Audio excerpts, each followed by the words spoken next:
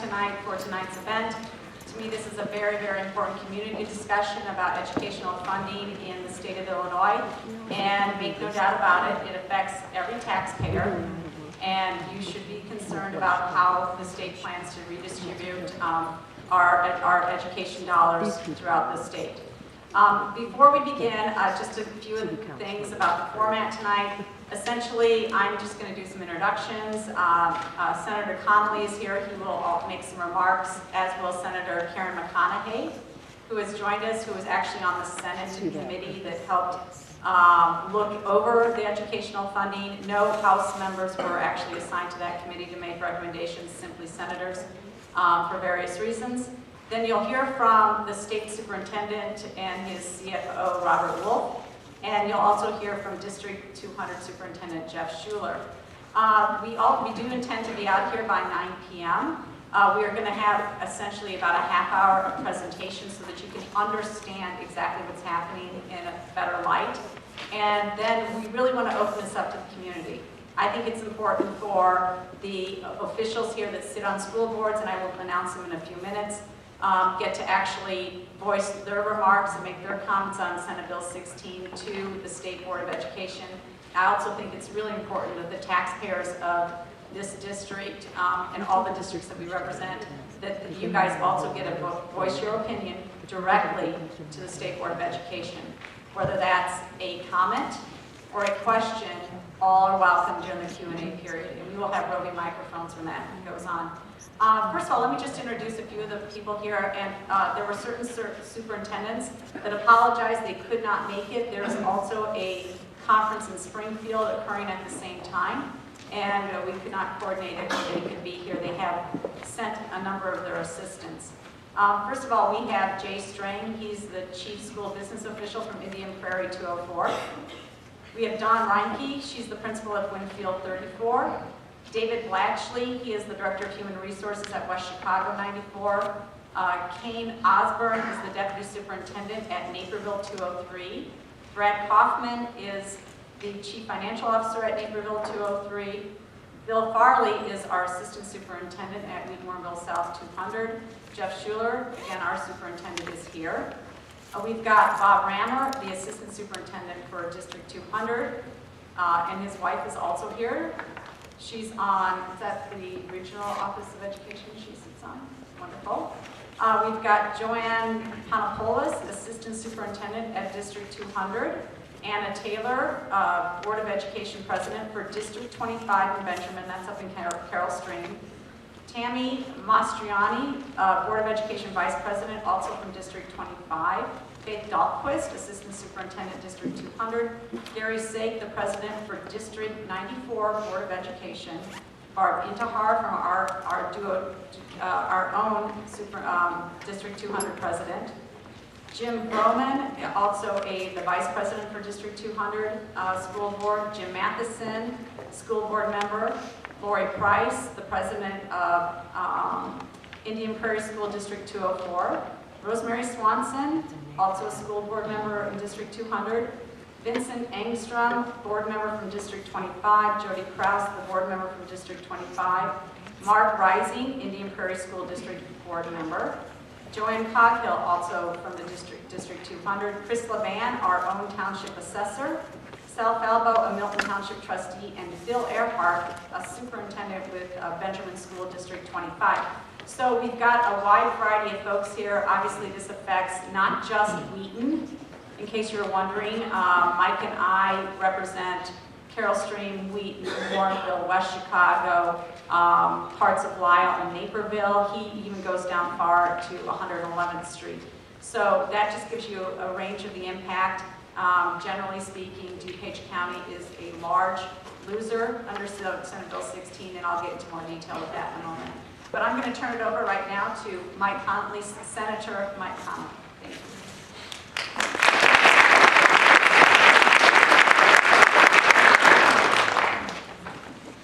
Thank you, Jeannie. Thank you all of you for being here tonight. I'm State Senator Michael Connolly from the 21st District, and I voted no to Senate Bill 16. I want to thank, of course, my colleagues from the General Assembly who are here Superintendent Cook and his staff who are here, our staff members who came up from Central Illinois today, certainly the board members and administration here at District 200 for hosting us, and all the other board members who are here from the various school districts in this region. Briefly, by way of background, my wife and I have 3 children. We moved to DuPage County 26 years ago when we were married. All of our kids are products of the Naperville School District 203. 2 are college graduates. One's a sophomore in college, which means in 2 years I get a big pay raise.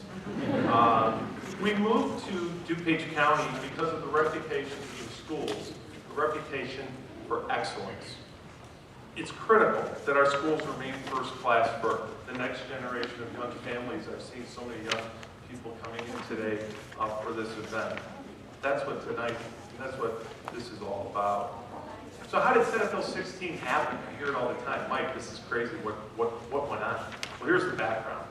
You may recall about a year ago, Democratic leaders in Springfield making the comment that suburban schools are getting a free lunch when it comes to pension reform because the state plays a role in paying for teacher pension costs. In response, my colleagues in the state Senate Republican caucus and I decided to do a study to see if that was the case. In March 2013, we released a report on school funding in Illinois. And what you know, it revealed just the opposite. It turned out that the Chicago public schools were receiving a variety of special benefits, and funds were being granted outside of the normal general state aid formula to provide additional funds to Chicago, upwards of $700 million. Does everyone here know what a TIF district is? A TIF district allows a municipality, and I need to go off script here because it's important to tie this in. A TIF district freezes property taxes on a given property that is blighted. They use the increase in the property tax value over time to redevelop it. Chicago has more TIF districts than any other city in the state. They divert close to $500 million a year in TIF funds that could be going to the Chicago public schools, but are going to private developers. The Senate Republican report prompted the Senate in July 2013 to form a bipartisan committee of state senators to tackle the task of finding ways to improve public education funding in Illinois. My colleague, State Senator Karen McConaughey from St. Charles is here tonight.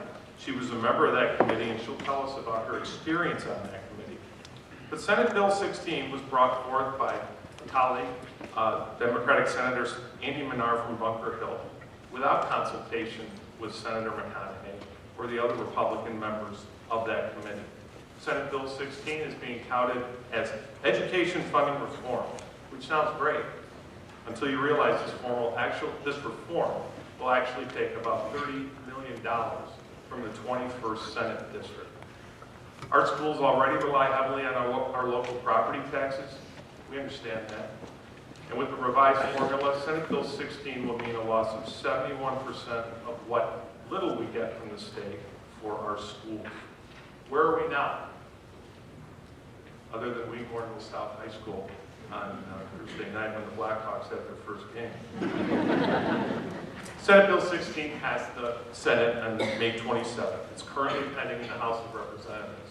What's prompted all this activity? A report in Crane Chicago Business that reported that Democratic lawmakers are holding closed-door meetings on Senate Bill 16 in Chicago, which suggests to us that the measure could be resurrected during the lame duck session or the upcoming veto session.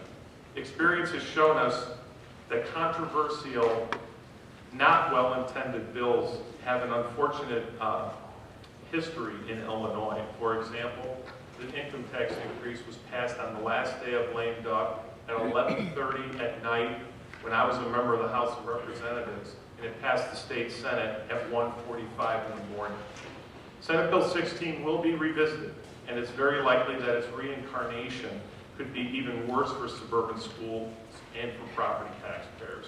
Knowing this, it's important for all of us in the suburbs to get educated on this issue and to be vocal and to watch and halt the progress of Senate Bill 16. Finally, it's disappointing that this started as an effort at a bipartisan attempt to address inequities in the state school funding formula. The but Senate Bill 16 quickly morphed into a partisan plan that only makes existing funding gaps worse and arguably forces suburban taxpayers to subsidize Chicago pensions. I asked the Senate sponsor, Andy Menard, on the Senate floor, how is my district going to make up the $30 million loss? And by the way, many of the school board members had already budgeted this money. And he said to me, I quote, "Mike, your district is property rich. Raise your property taxes."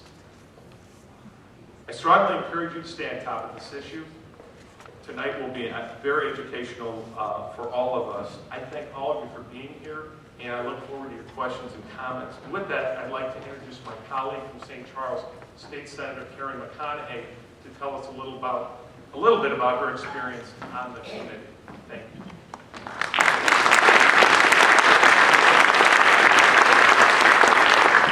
Thank you, Senator Connolly and Representative Ives. And yes, I'm Senator Karen McConaughey. I'm from the 33rd District, which is just west of here. I represent portions of Kane and McHenry County.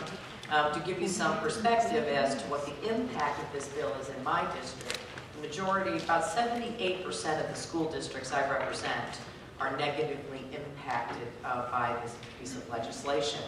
Currently, the average school district in my Senate district is funded 91% on average by local tax dollars, with the remaining 9% funded by state and federal funds. So of that, not compared to the city of Chicago, which is only about 50% funded with property tax dollars, the rest is subsidized through state dollars, which is all of us. You and I are contributing to the cost of public education in the city of Chicago. So that remaining 9% that we are not paying for through property tax that is supposed to be coming from the state of Illinois, 80% of that, do the math, that leaves you with about 2% contribution from the state of Illinois, where constitutionally it is the state's obligation to fund education for each and every child in the state of Illinois. That's what this bill does. I have said many times that what this bill attempts to do, it takes the easy way out. It looks at the school districts across the state that have that are property rich and assume that there is a higher level of ability to pay for education than other parts of the state. It is a complicated problem that requires very complicated solutions in order to guarantee that we have fair solutions or fair funding and appropriate solutions to ensure that every single child in this state gets a quality education. This is not it. This is the easy way out. It is easy to take money from the suburbs to subsidize the city of Chicago, and it simply is unacceptable. I sit on the primary education committee along with, there are 5 of us Republicans in the state Senate who serve on the education committee. 4 of us were appointed to EFAC, as we refer to it, Education Funding Advisory Committee, and Senator Connolly did a great job of explaining how he came to form the committee.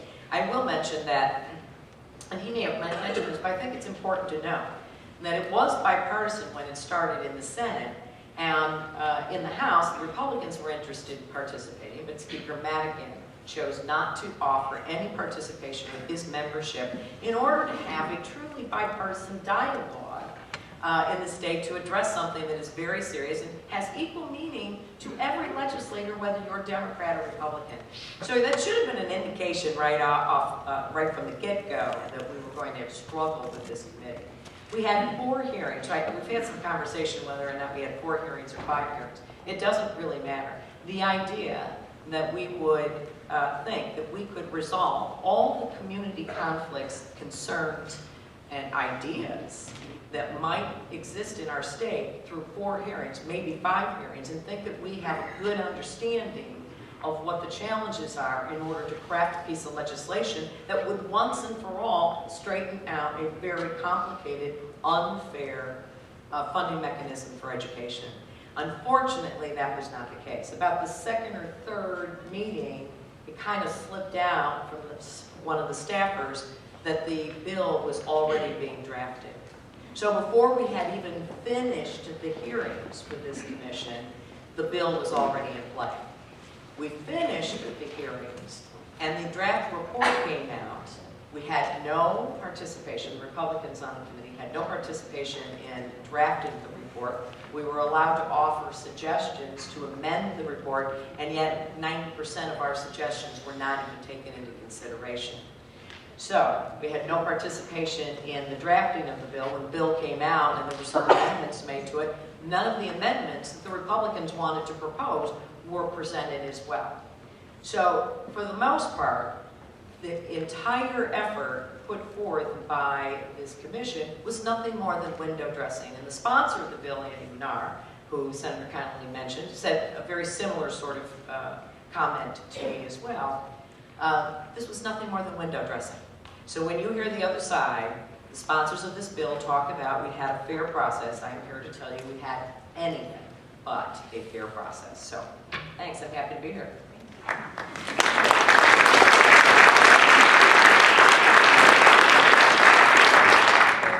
What a pleasure to have Senator McConaughey here, because as she did state, when they did set up EFAC as a committee, Speaker Madigan refused to appoint Democrats, which meant that no Republicans could also participate from the House side, which is why it became strictly a Senate EFAC committee to begin with. And the genesis for this meeting, for you guys all here tonight, was when I read in Crane's Chicago Business that, and I sit on the Education Appropriations Committee for kindergarten through 12th grade. So I think that since I'm on that committee and funding is what we do, that I should have a voice in all these hearings. However, I read in Crane's Chicago Business this summer that Madigan and his Democrat leaders were meeting behind closed doors with special interests to talk about Senate Bill 16. And then I read further that the chairman of our Appropriations Committee, Will Davis, had given a 1-hour full report to an AP reporter. And I thought, well, that's strange, because I'm on that committee. Why is he not reporting to me? And, oh, by the way, the rest of his Democrat colleagues who sit on that committee with me, who represent suburban districts, who are also, to be fair, very upset about this bill. So I thought, that's it. We're having a full discussion about this bill because we're not going to have them just assume things about who we are in District 200 and what we've done to actually educate our children. We do it at a very high, much higher standard than some of the recipients that you'll see are getting extra dollars. Without further ado, let's go to my slides. And I'm here to just kind of explain some of the terms so when the State Board of Education gets up here, you'll understand a little bit more about what's going on. I'll try and go through this quickly. Okay. So what you need to understand, what we're talking about in Senate Bill 16 is actually reformulating how general state aid gets pushed down to districts. And right now, general state aid for this year is about $4.5 billion out of a $6.8 billion budget. The other monies are things that are for vocational and regular transportation, or bilingual, or special education, or career tech ed, or early childhood, or ISBE's operations. So of all the $6.8 billion, about $4.5 billion gets put into general state aid, just to give you an idea. And right now, that's approximately 66% of the overall budget. Now, the general state aid really consists of what we call a foundational grant of about $6,119. That is set in statute, that the foundational level that every child should have to support their educational needs is $6,119. That's set in statute. The other thing is what started out many years ago as a supplemental state aid was for poverty. So if you have concentrations of poverty, if you have students that are in poverty, then you're going to get a supplemental state aid with that. And what happened also here, and if you're looking at the last dot point on the PTEL adjustment, the PTEL adjustment came into play because back when we brought in PTEL, and that's property tax extension limitation law that came up because property taxes started to skyrocket out of control. So many counties, many school districts are PTEL limited, which means they cannot raise taxes above 5% or the rate of inflation, whichever is less. So when they were doing the funding formula, they decided that when you're looking at available local resources, that the formula didn't realize that there's an actual difference between what the property wealth is and what the school board can actually go out and tax for because of PTEL limitations. So even though we wanted to limit property taxes and keep them that way through PTEL law, we decided to give additional state aid to people that were PTEL limited. So PTEL started to come over, started to change things. Looking at the next slide, you'll just see this graph just basically shows you how the top line is the foundational level. And it's roughly stayed the same over the years, the foundational grant level. Whereas if you look at the middle line, that is the poverty grant line. And the poverty grant line has started to literally eat up more of the dollars that are going to the overall general state aid, which has made it impossible to fund the foundational level of $6,119 per student. And you can see the bottom line is the PTEL line, and that has fluctuated as the market has fluctuated with EAB. So in FY03, the poverty grant out of general state aid total was about $388 million. Now in FY14, the poverty grant claim was $2.1 billion. So if you didn't have a high concentration of poverty or just some poverty, you weren't getting that supplemental state aid. And that was because the state grant line for poverty was so much greater, then it took away the dollars from the foundational level. And if you talk to the superintendents here, as I frequently do, and the Board of Education members, we like general state aid. It's the most flexible use of funds from the state. There's no qualifier on it. You can use it for whatever your needs are. So unlike vocational or career or technical education that can only be spent on career and technical education, special ed dollars only on special ed.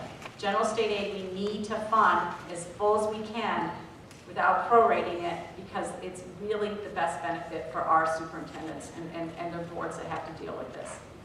Okay, so next slide. So what we did, since we couldn't fund it all the time, we started to prorate. Over time, we have not been able to fund the 6,119 level, so we've had to go down to like 89% proration.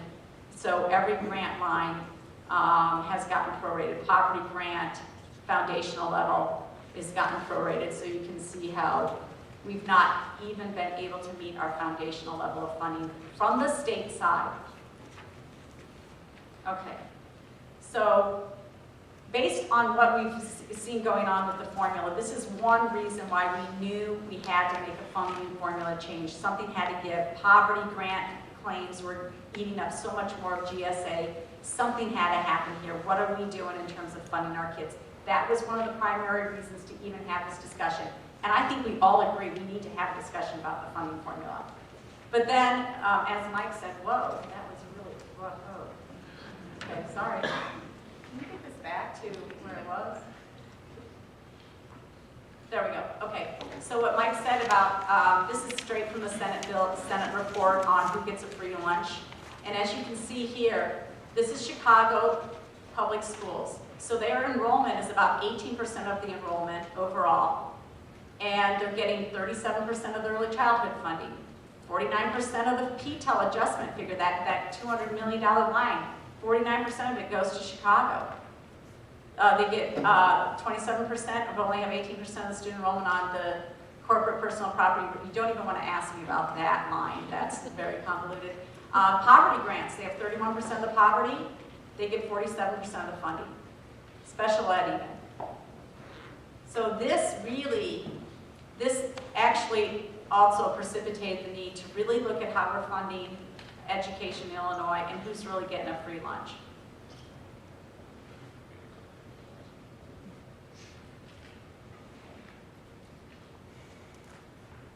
Okay, so the intent of Senate Bill 16 really was that to equalize education funding. That was the intent of Senate Bill 16 throughout a school's district's ability to pay. But just to note something, right now we are already too reliant, like Senator McConaughey said, on local school districts to fund education. In fact, when you look at nationwide, who's funding the schools, the state versus the local, nationwide, Illinois has one of the lowest percentages of state funding in the entire nation.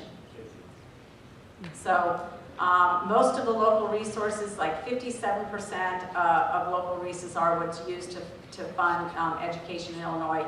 In most states, it's well over 50% comes from the state to fund education. So we are absolutely flipped. Another thing that this wanted to do, it basically, right now, about 40% of education funding is equalized based on property wealth. Senate Bill 16 takes that to 83%. 83% depends on how wealthy of a district you live on. Makes the difference in how much state funding that you get. Okay, so some of the flaws with SB 16 that we see. First of all, it again creates a whole new set of winners and losers. And in our case, it's a dramatic loss. The other thing, the second comment, it's a one-size-fits-all determination of local wealth. So there's no accountability for the TIFs, and there's 165 TIF districts in Chicago alone. Okay?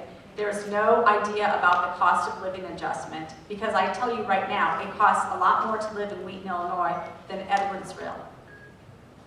And so you cannot make the comparison of what it costs for property wealth when you're not talking about cost of living adjustments as well. And I think that's a major factor that's been left out of this.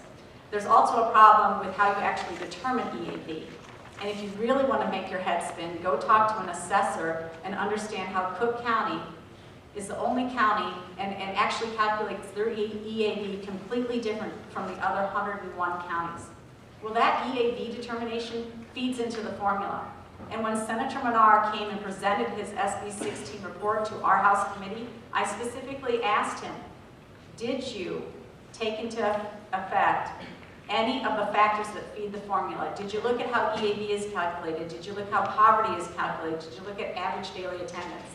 The answer was no. They kept the same factors, but we know those factors are flawed. So that's a problem. They also didn't look at this when you look at one size fits all and you look at local property wealth is, have you passed referendums? We know for a fact when we were researching this plus the pension shift that may be pushed onto this as well, we know for a fact that Chicago has not had a school referendum since before 1980. So they're not even tapping into their local property wealth. So that was never accounted for. And then also, Senate Bill 16 compromised some of EFAC's own recommendations. The biggest two are down below. And the biggest outrage here is that your tax dollars are now going to pick up the pensions for Chicago teachers. That's exactly what's going to happen, and that's to the tune of about $200 million in state aid, because they get to subtract from what is called their available local resources. They get to subtract their normal cost of their pensions for that year, which is about $200 million. That's a dollar for dollar gain for them in state aid. And also, the other problem here is that Chicago, way back when, and this is before my time, started to block grant certain things, like early childhood was a block grant, and in many cases, they didn't have to claim it. Like, they knew they were going to get the money, but they had to claim it first. They don't get it, they just get the money up front, whether or not their claims come through. And we already know that they didn't have the claims to support the block grant funding that they were getting, which is another problem. Senate Bill 16 doesn't fix that as well. So they are getting additional money on top of it. So that's a flaw as well. Let me think here. Okay, so my last slide here. This is convoluted. I don't expect you to read it. This is exactly how they calculate what you're going to get for your GSA dollars in right now.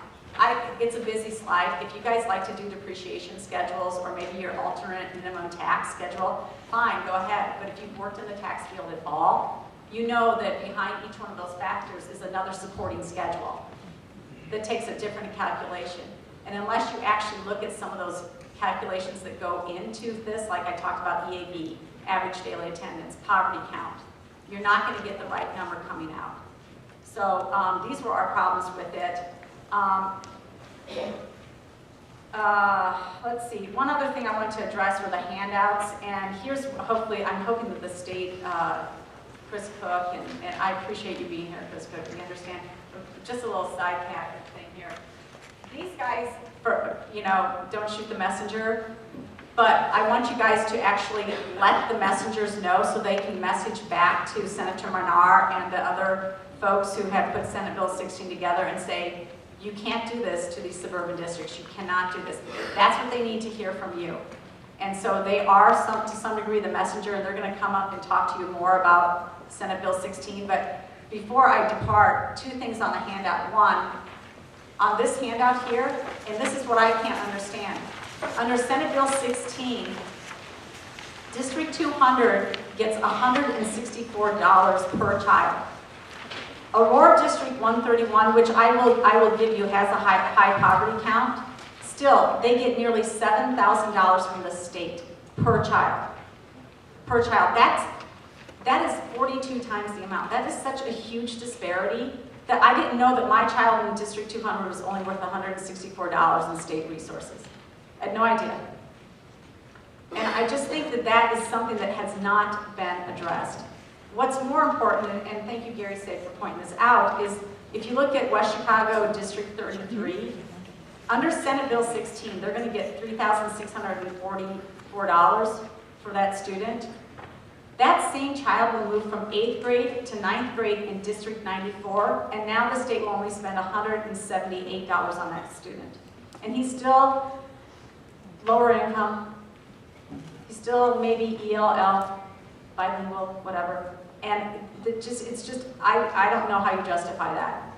But if I'm not mistaken, West Chicago District 33 is the only district in DuPage County that actually came out a winner in this entire Senate Bill 16. The rest of them all lost, and as you can see, lost substantially. Also, before I forget, please, I want to recognize that Darlene Rossetti, our regional superintendent of schools, is here too. Thank you for coming, Darlene. Without any further ado, I'm going to turn it over actually to Robert Wolf. Robert is the Chief Financial Officer for the Illinois State Board of Education, and he'll be going through the PowerPoint on behalf of Chris Cook. Or Chris, did you want to say a few words? Okay, thank you so much.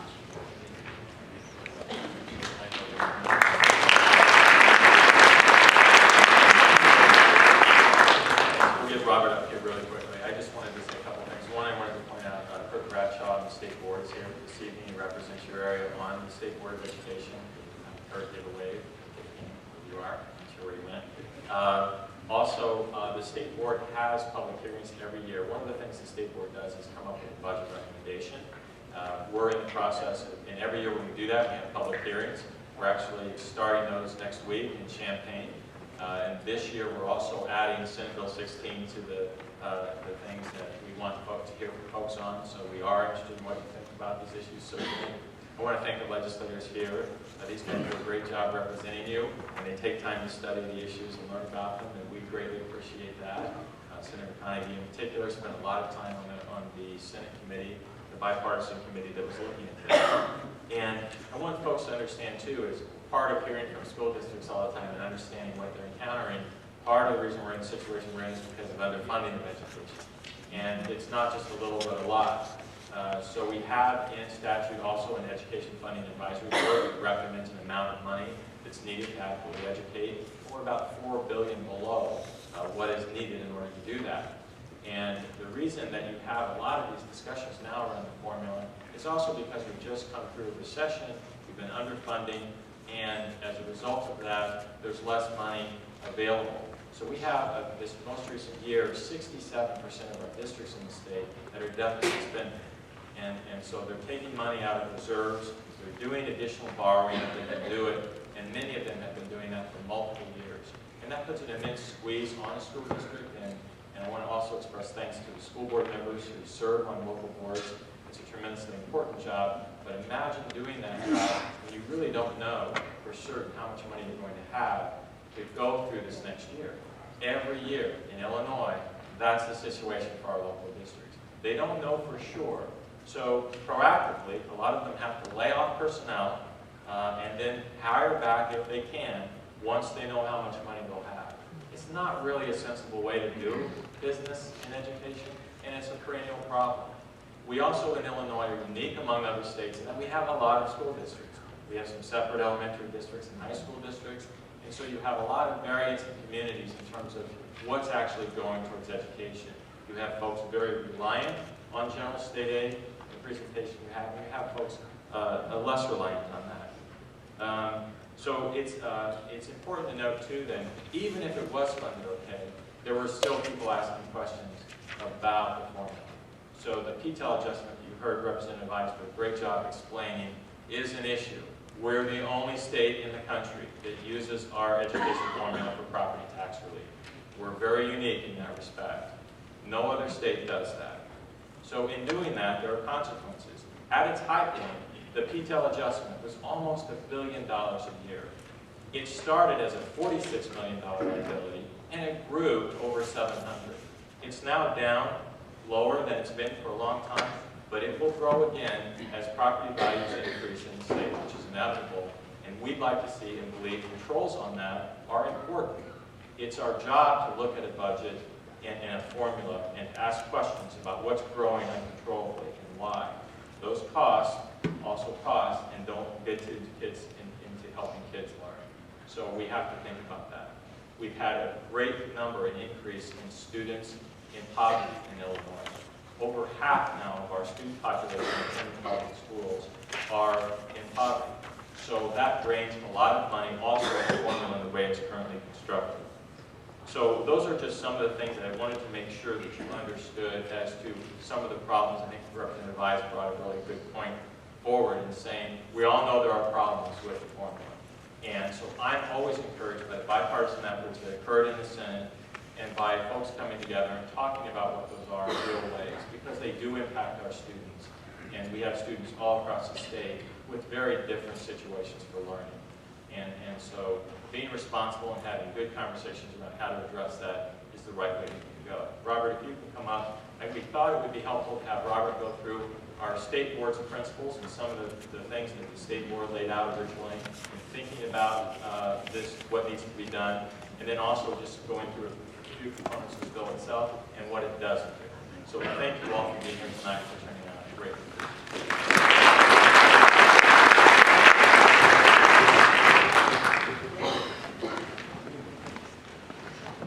Thank you for the opportunity to come speak to you tonight. It's great to see a crowd out tonight on this very important issue. As was discussed at the beginning of the EFAC committee, the State Board of Education commissioned a white paper, and we had a national firm who did research on the school learning formula. And part of that white paper that was presented, the state board members put forth this transmittal letter.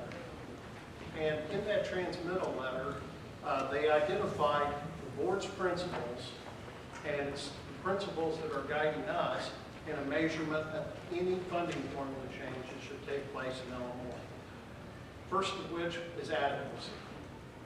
There needs to be a sufficient level of funding to fund schools in today's economy, working with that. Simplicity, that it provide districts a predictable, as Dr. Cook spoke to earlier, districts do not know from year to year to year how much funding they're going to get. Understandable revenue stream that is used to maximize student outcomes. Transparency, that is easily accessed and understood by all citizens. Equity begins with everyone contributing a minimum tax rate and adjust for student need by weighting the formula to allow for additional resources to address impediments to student achievement. And lastly, outcome focus, which a formula that would encourage student growth in learning on this one. So as we go through this process of Senate Bill 16, we'll come back to every one of these principles and gauge what the funding formula is. And I'm sure that's exactly what the State Board of Education board members will be doing. And they'll demand that we report on these principles and provide a grade card on what the funding formula has. The balance of my presentation tonight is I'm going to explain what is in Senate Bill 16, what it's designed to do, so everyone has an understanding of what we're working with as a baseline. If you feel that there are issues with Senate Bill 16, you have to understand what the symptoms are before you can make the corrections to it. So a lot of my presentation is going to be geared at what this formula is doing.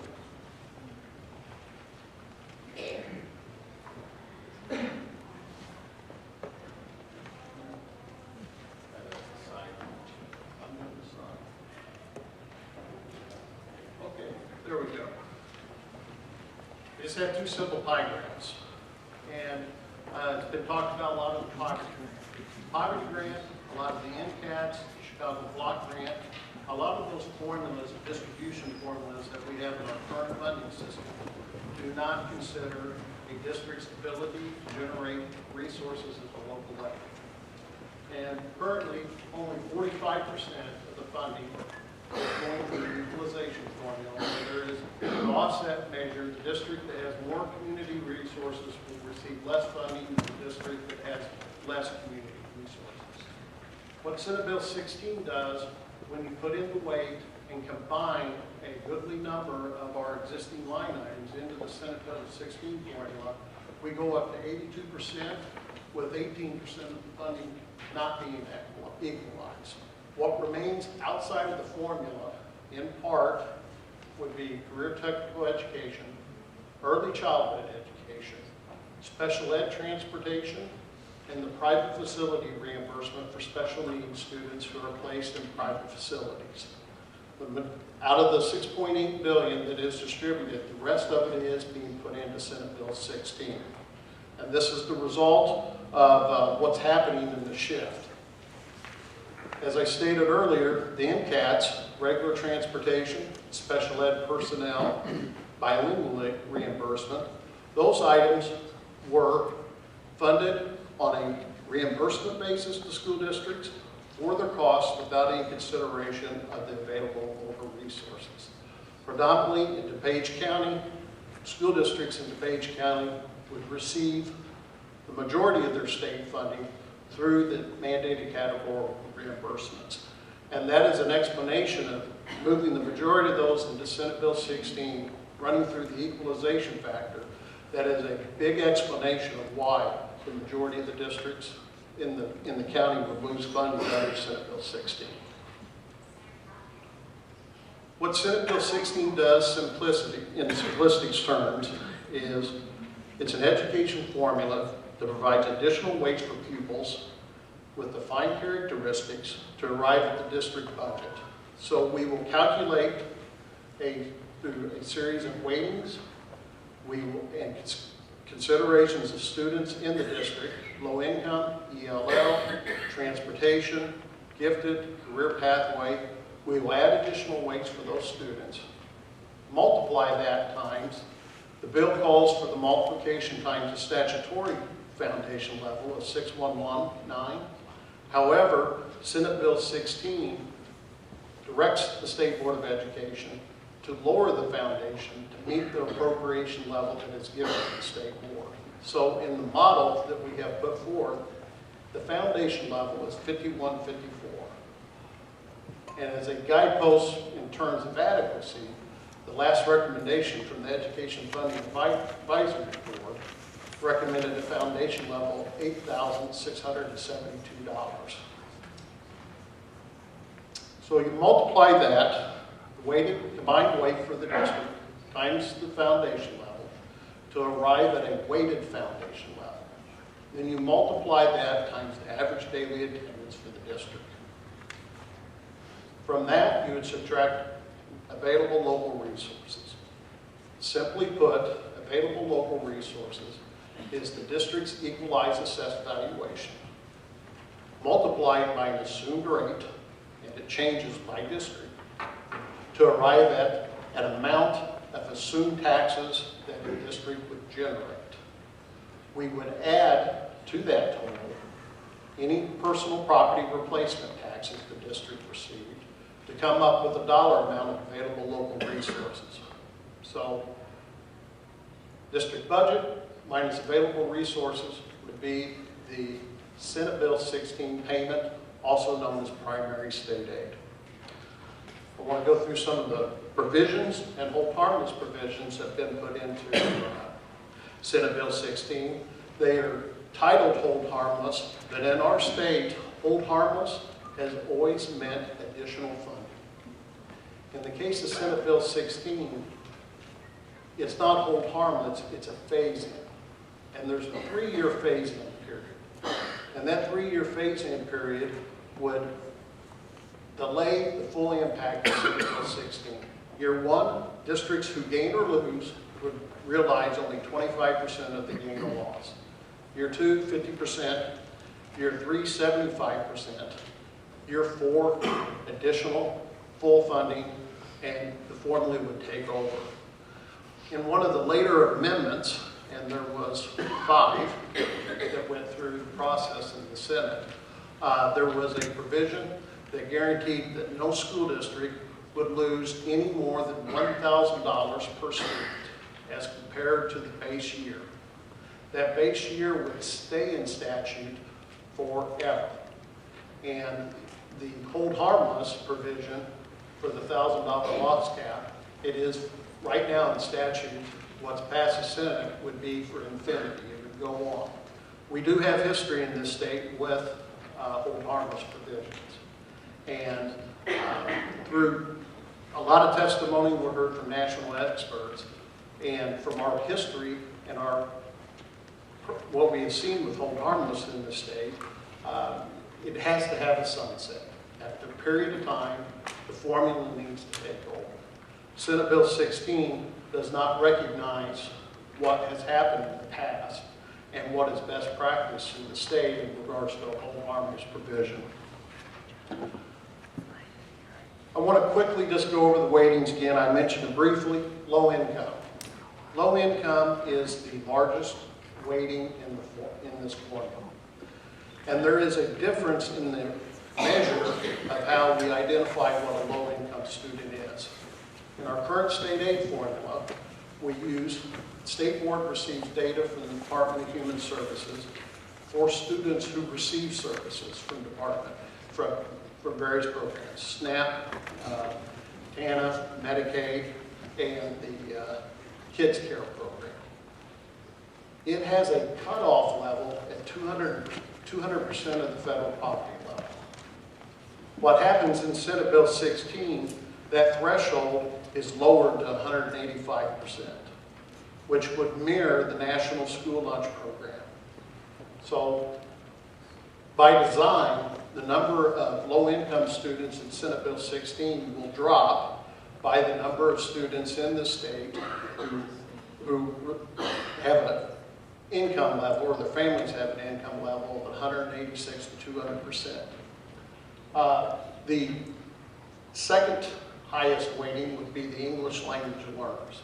They have a 0.2 weighting, and it goes through and goes through the gifted, special ed. Special ed has a gifted weighting of 1. However, we're limiting the percentage to 13.8% in Senate Bill 16. The 13.8% is a recognition of the percentage of students in our state who receive special ed services. There was discussion that it would not be prudent to have a funding formula that would incent over-identification of special needs students. So that is where the 13.8, to limit the amount that every district would receive, irregardless of what the population of students were that were receiving special ed. Regular and vocational transportation. As I stated earlier, this was a formula that reimbursed districts for cost. It was the only MCAT that did have equalization built into it. But the weighting factor designed in Senate Bill 16 goes from a 0.06, and that would be for districts that have the most densely populated area, to a weighting of 0.10. And before the consideration of available resources, the 0.06 weighting generates $309.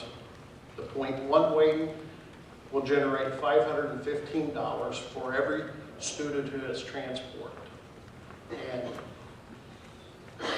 the same thing to be said, there was a realization, and another amendment was put on to Senate Bill 16 to recognize that some district had extraordinary high transportation costs for a myriad of reasons.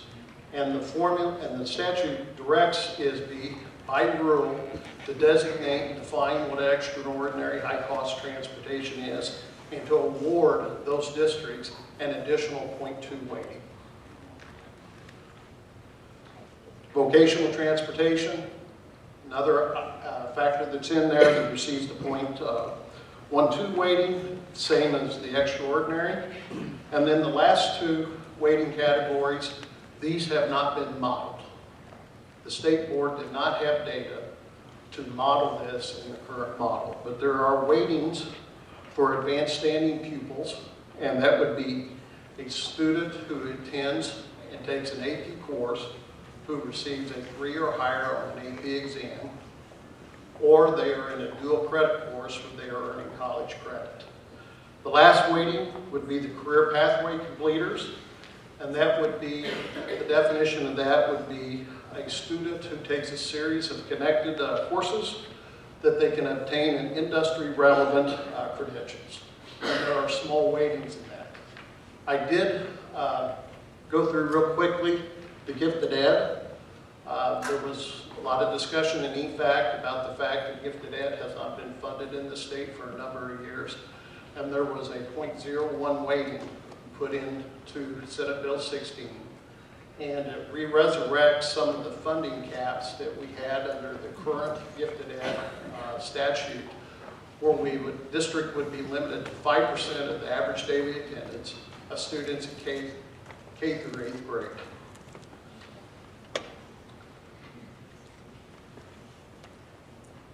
I think it's important to go over and put some definitions and some characteristics on districts that win and districts that lose. The districts that win, they have an average low-income concentration of 54%. And they have available local resources on a per-pupil basis of $3,309. Districts that lose under Senate Bill 16, their concentration of low income, on average, 28%, with average available local resources per pupil of 89.52.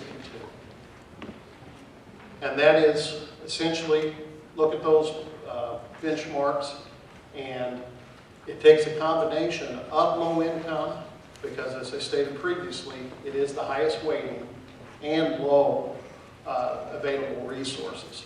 There are districts in this state that have high concentrations of low income, high concentrations of ELL, and they are not winners under Senate Bill 16 because they have a higher than average available local resources per pupil.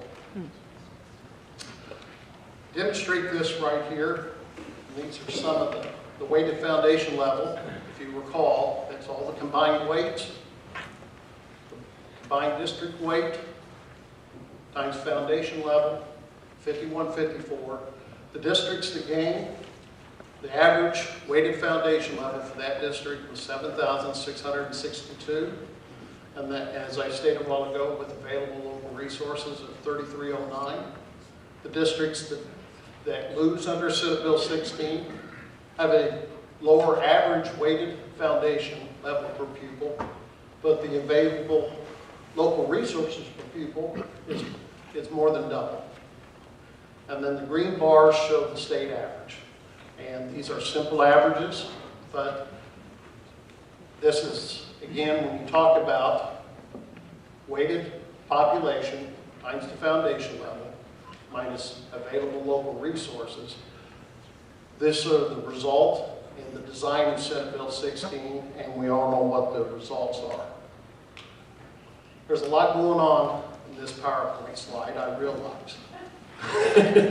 But just focus on the blue bars. These are two districts that have very similar average daily attendance. They had the same number of students.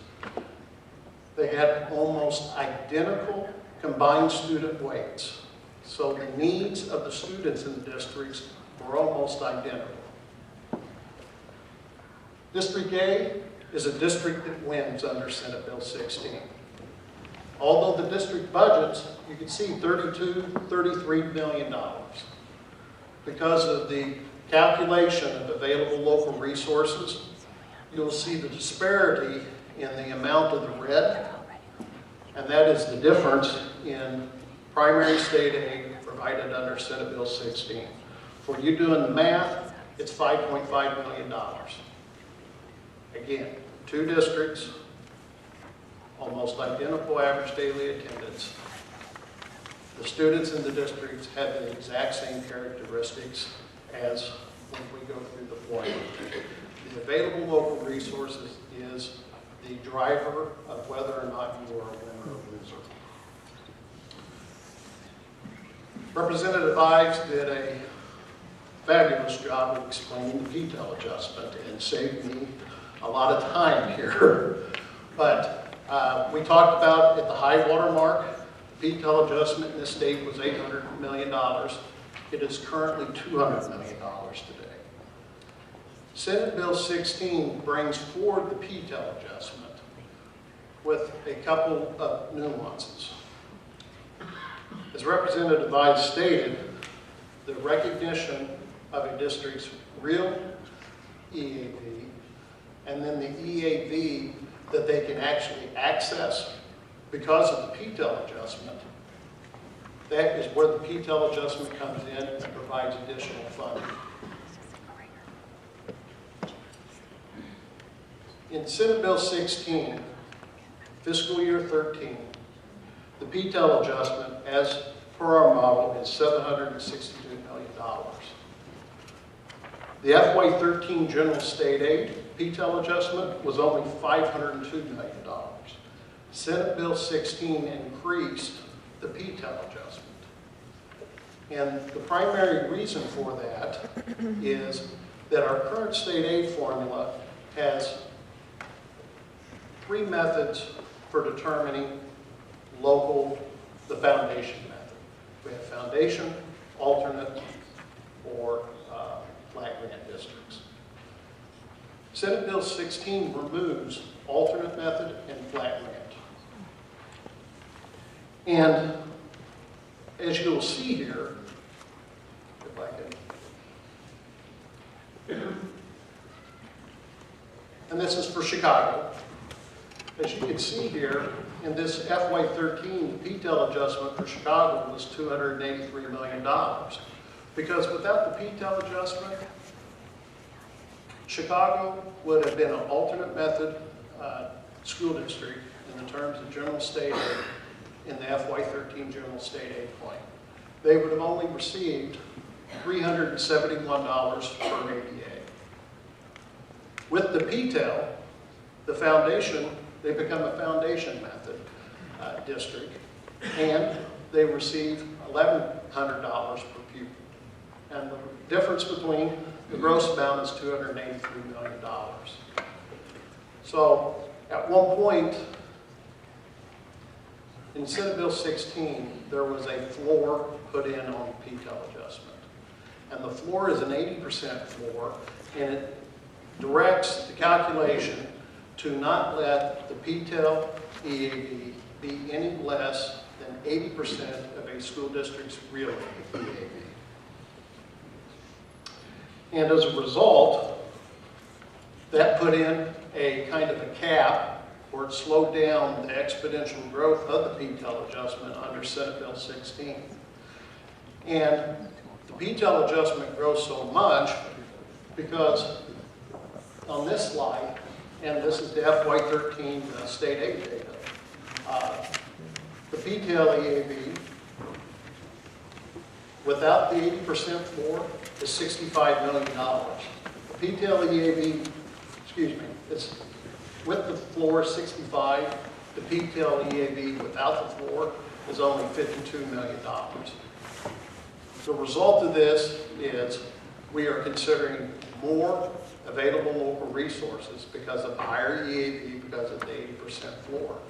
And as a result, that is why, if it was not for this, the amount of the P-TEL adjustment would be much greater than the $700 million. Dr. Cook alluded to this. We are in a decline of the P-TEL adjustment. As property values have decreased throughout this state, that has resulted in the PTEL EAV and the real EAV coming together. Property values will rise again, and when they rise, the cost of the PTEL adjustment will increase dramatically, as it's done in the past. I want to talk about some of the things that are in Senate Bill 16 that I don't know get a whole lot of discussion, but I think it's important that it's brought out forward tonight. There are some additional reporting mechanisms required under Senate Bill 16. One of them is that every school district will be required to submit an annual financial report to the Illinois State Board of Education that provides audited financial information at the school level. Currently, annual financial reports are submitted to ISBE at the district level. The intent of this legislation is to identify or attempt to identify any disparities. Any disparities in some school districts where they might have differences in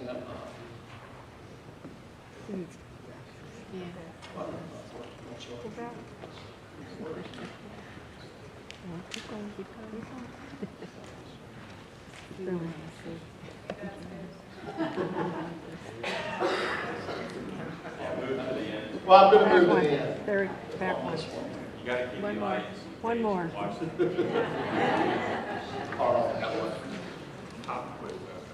Our last slide. There have been issues we've discussed with the State Board of Education, and we are in the process of taking a look at Senate Bill 16, and what we're trying to do is take a look and make improvements to it from our perspective. The measurement of available local resources. We want to do further study on the assumed rates. Currently under Senate Bill 16, there are 67 school districts that have a lower operating tax rate than the assumed rate. So those districts are not putting forth the tax effort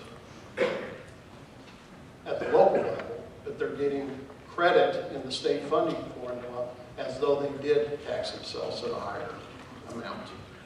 Tax increment financing districts, or TIFs, this is an area that we want to take a look at. What Representative Ives did not mention, it's the sheltered EAV. There are also distributions from TIF districts to school districts. We do not count that in available resources. That should be taken a look at as well. PPRT. PPRT is distributed to school district and other local units of government based upon a formula that's 40 years old. And in some analysis, there are districts that are great beneficiaries of the PPRT, over $4,000 per pupil, who have very low tax rates. One of the things we want to take a look at is taking the $600+ million distributed through PPRT, putting it into the formula, distributing it on an equitable basis to the districts in the state. Elimination of the PTEL adjustment. Dr. Cook talked about it. The PTEL adjustment is a form of tax relief in the education funding. No other state in the nation has that. I spoke about the $1,000 loss cap. There should be a time period where that should be phased out. And another provision, at one point in Senate Bill 16, there was a provision in the bill that provided a high-cost special ed reimbursement. And it would provide reimbursement to school districts who had special needs students who had a cost of 3 times the per cap. Anything above that, to a maximum of $100,000, they would be eligible for reimbursement. The only reimbursement in place now for this type of population are for those students in private facility reimbursements. An amount of funding and a reimbursement should not be dictated by the placement of the child. And this would be a proposal. It was in one of the early amendments, taken out in Amendment 6.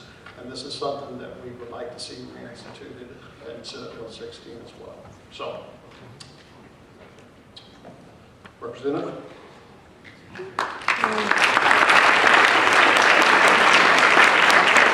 Okay, no more busy slides to look at, but really, most importantly, I'd like to have Superintendent Jeff Schuler come up, and he's just going to summarize really how the other local school boards and superintendents feel about SB 16. So that was an exercise in simplicity. What does that tell you about our starting point? It didn't start at a very good place. So I will be simple in terms of really looking at this from the superintendent impact of Senate Bill 16. This is about an $85 million problem for DuPage County. It's a $10 million problem for District 200. Candidly, when you look at a lot of the variables that go into that funding formula, those are variables on the rise for our school district as well. And so I guess what I would say is you look at the complexity of this problem from my perspective as a superintendent. If you're going to solve the funding problem in Illinois, which I think it is very clearly a funding problem, if you just sat through this presentation, you understand that now probably more than you did before. You've got to solve it based on adequacy and equity. And so if a solution that's being put out there is not addressing both of those, yet for us is leaving locally a $10 million hole in our budget, which is about 7% of our budget, equals to about 132 teachers, not a good solution. So that's my perspective from the superintendent seat. I will keep it very simple with that being the message. I think this is not a solution that from superintendent perspective, at least in DuPage County, works well for us. So thank you.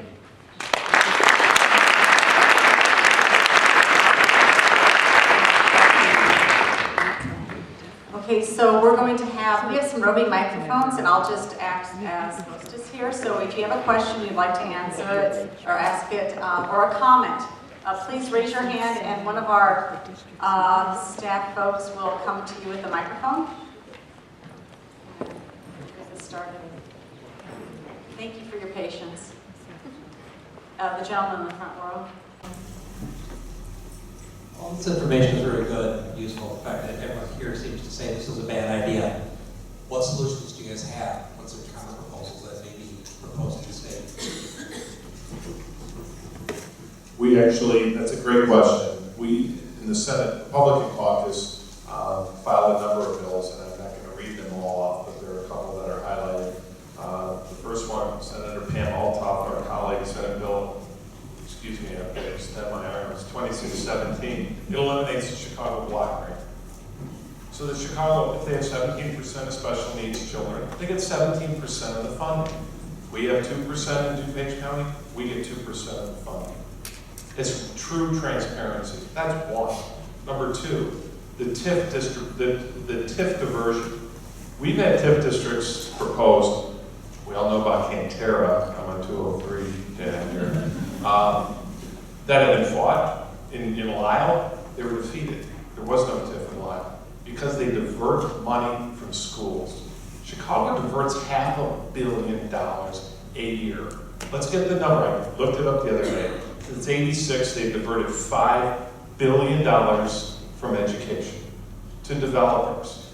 That's a real reform that has to be put into this equation so that there is equity and parity. My father's a retired Chicago Public School teacher. I want to see those kids educated. I want to see those kids compete with 200, and 203, and 204. But the way we're doing it, the way it's being funded now, I mean, seriously, if we had a pop quiz, is there anybody here who could pass it tonight? Well, other than these guys. Probably not. That's how complicated it is. We want to sit down. It's not 4 committee meetings. It's like 5 months. We start a new General Assembly in January. Maybe a new governor, maybe the current governor. You can put Senator McConaughey, I'm going to volunteer you on another committee. But you can put people like Senator McConaughey, Jeannie, myself, on a bipartisan committee and bring these folks who are living it every day and this guy so that we can all sit down fairly and equitably, both Chicago, Edwardsville, Naperville, Wheaton, and do this right. I will say this. There are a number of states who do it differently, and I sat down with a group of superintendents just last week, and we weren't very fond of their education funding solutions either. So, again, I think Mike's right, we need to get together on this, and I think, I appreciate that the state board is listening to us and actually has some ideas that they already are taking back, like COLA, and making sense of it. I'd also like to add one more caveat here, and in the last day of session, through about 3 different budget bills, the loss that you see of Chicago of 2.91% is really not accurate. One, they're getting back money through the pension pickup, so their loss really should be far greater. Plus, they're getting $145 million extra in block grants, so they that's not accounting for their loss. But additionally, in different budget bills on the last day of session, we gave them nearly $100 million. $50 million just went straight to pay for some of the pensions. Just flat out on a different budget bill, had nothing to do with my education committee. $35 million went straight to a school. Instead of running a referendum, the state just gave them $35 million. Another $10 million, boom, safe passage for the dangerous streets in Chicago. All right, then my favorite, $3.5 million in what they call targeted initiatives, which nobody on my education committee could tell you anything about where it went, what it's used for, or anything. Nothing. And when they talk about early childhood education, it's not early childhood education. It's not preschool, 3 to 4-year-olds for 2.5 hours, 2 days or 3 days a week. That is not it. It's from 7:30 to 3:30 during the day, and it starts at 0 to 5-year-olds. It's really daycare. So if you want to have to talk about what means what, we need to have a serious discussion about where everything's going.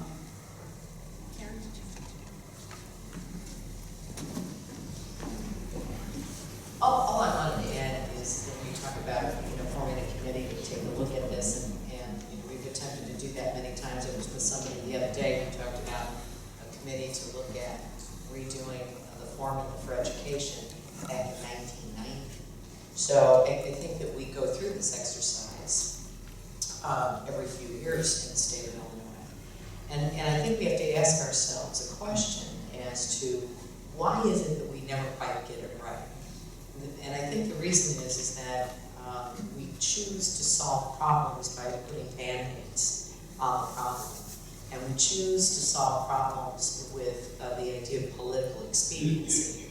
So how do we solve the problem for the moment to get through another year so that we irritate the fewest amount of people? And I think that if we're really going to straighten this out once and for all, we have to really step back and take our time to really be very analytical about what does a quality education, what is the type of education we want for our children, and what do we believe it costs, and what are we going to spend on it to make it a priority. Part of our problem in Illinois is we don't know what our priorities are. They shift all the time. So we talk all the time about the most important thing is that we educate our kids, and yet when it comes to the budget, we prorate. We increased taxes. We just increased the income tax a few years ago. And one of the things that we were promised was that we would stop prorating the investment in education. $26 billion later, and I had a slide up here that showed we're still prorating education. So I think if we're really going to solve this problem, we need to understand how dysfunctional we've been about doing it over the last 20, 30 years. And I think it's really important to also bring some expertise. We were saying earlier, someone was talking, that we as legislators understand just enough about this issue and its complexity to be dangerous.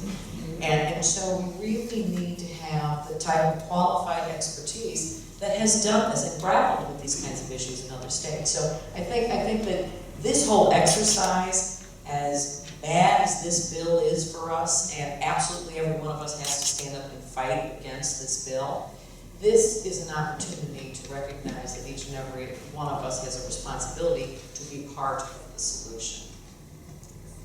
Next question. How about this lady right here? Oh, okay, right there. I love it.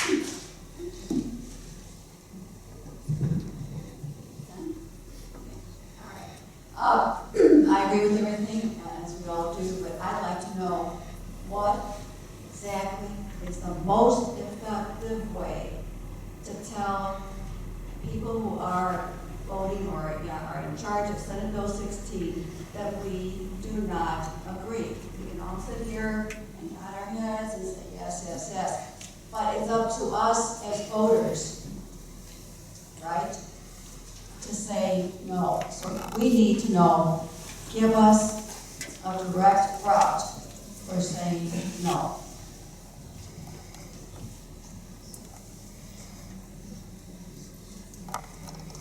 I think, we get emails all the time, I'll be honest with you. I got more emails over don't ban my raw milk and the Uber bill than I did on anything dealing with any financial issue. And I heard from people from around the state.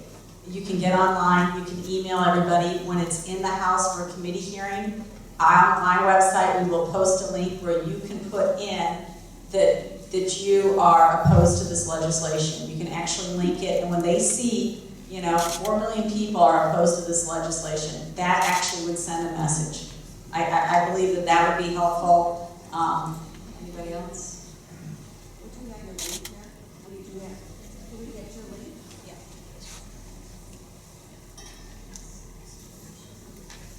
Another question here. Hi. Will the governor have an impact on this?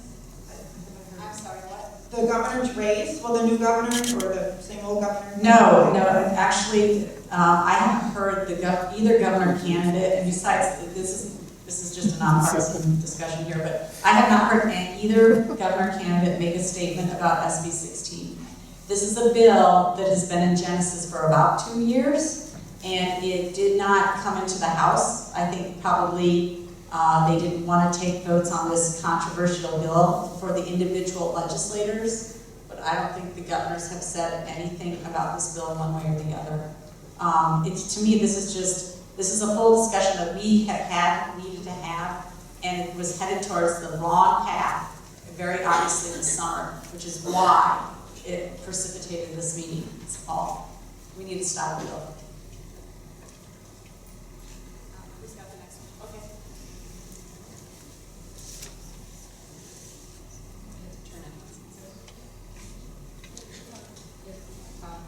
Hi, I have a question for Dr. Cook.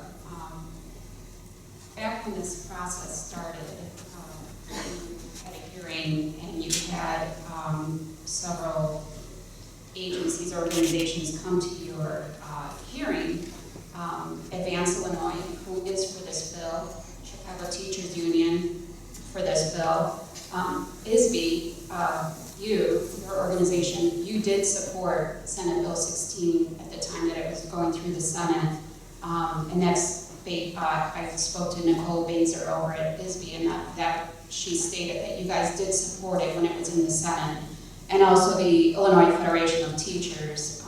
Their suggestion was to add more funding. How can I feel comfortable that you're giving advice to this committee now in the House that you're not biased and for this bill and trying to be more bipartisan, or what's your stance on this bill now as it stands? I would like to see this bill completely end and we can start over come springtime or after January, because I don't think any corrections inside of this is going to work, whether it's called HB something else or HR something else. I don't know if there's an HB, but I'll let you answer. Sure.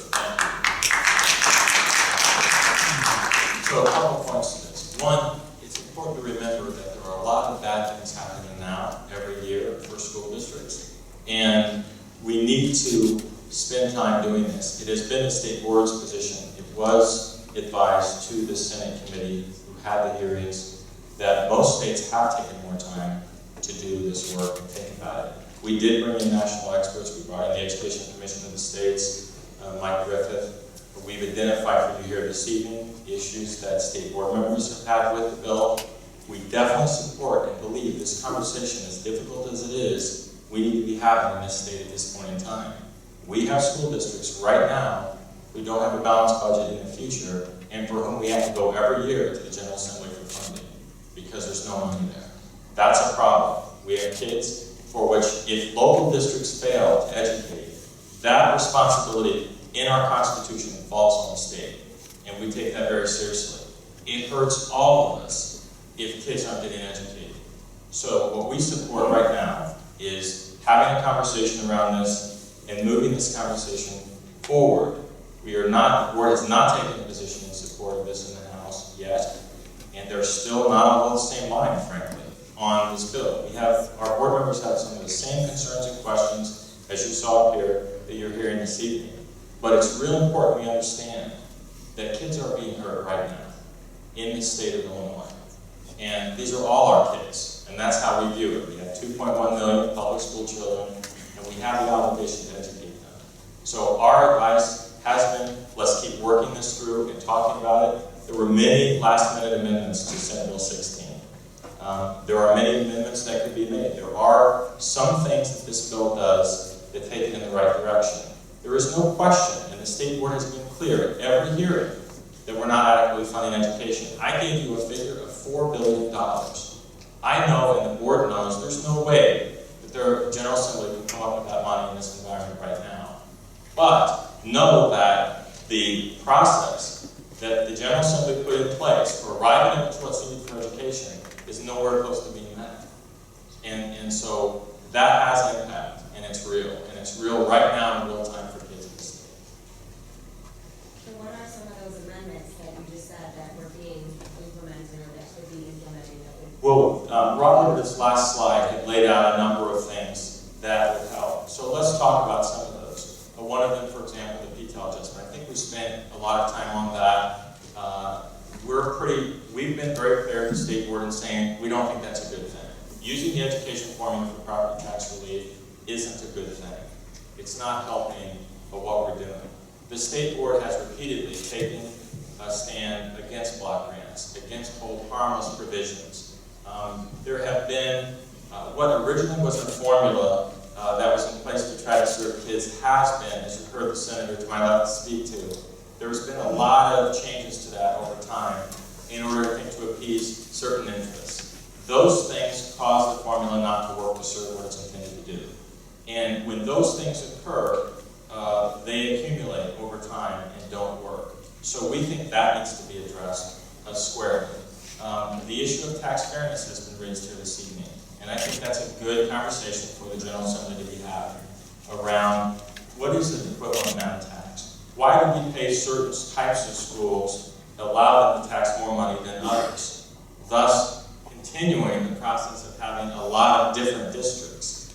I have districts that are so small, teachers don't want to go work in them. So they're not able to offer physics or chemistry. Those kids are missing out. And we've got to figure out what we're willing to pay for and what we're rewarding in the system that we have in place. And make it work towards some of the outcomes. I think the outcome provisions in Senate Bill 16, where you're starting to pay around weights, around things that matter, have money following students, is a good thing. We had the Education Commission of the states come and say that. So I think there are components of this bill that are decent and should be, and a lot of thought went into them. But I think it's not yet the soup, right? It needs a little more time and work, and there are still some issues that are very controversial and for which it's going to be hard for legislators to deal with. And things like PTEL are among those. So those have to be addressed to be fully addressing this issue. Hi.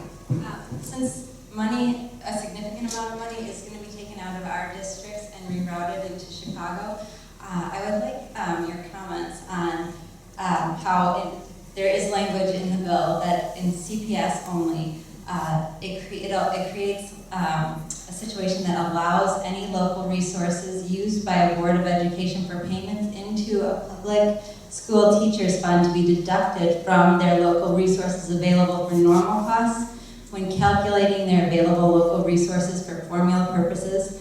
Again, it only affects CPS, and it's going to have the effect of increasing their per pupil aid amount dollar for dollar equal to their pension payment. How is that not taking from school children in this district to fund public pensions?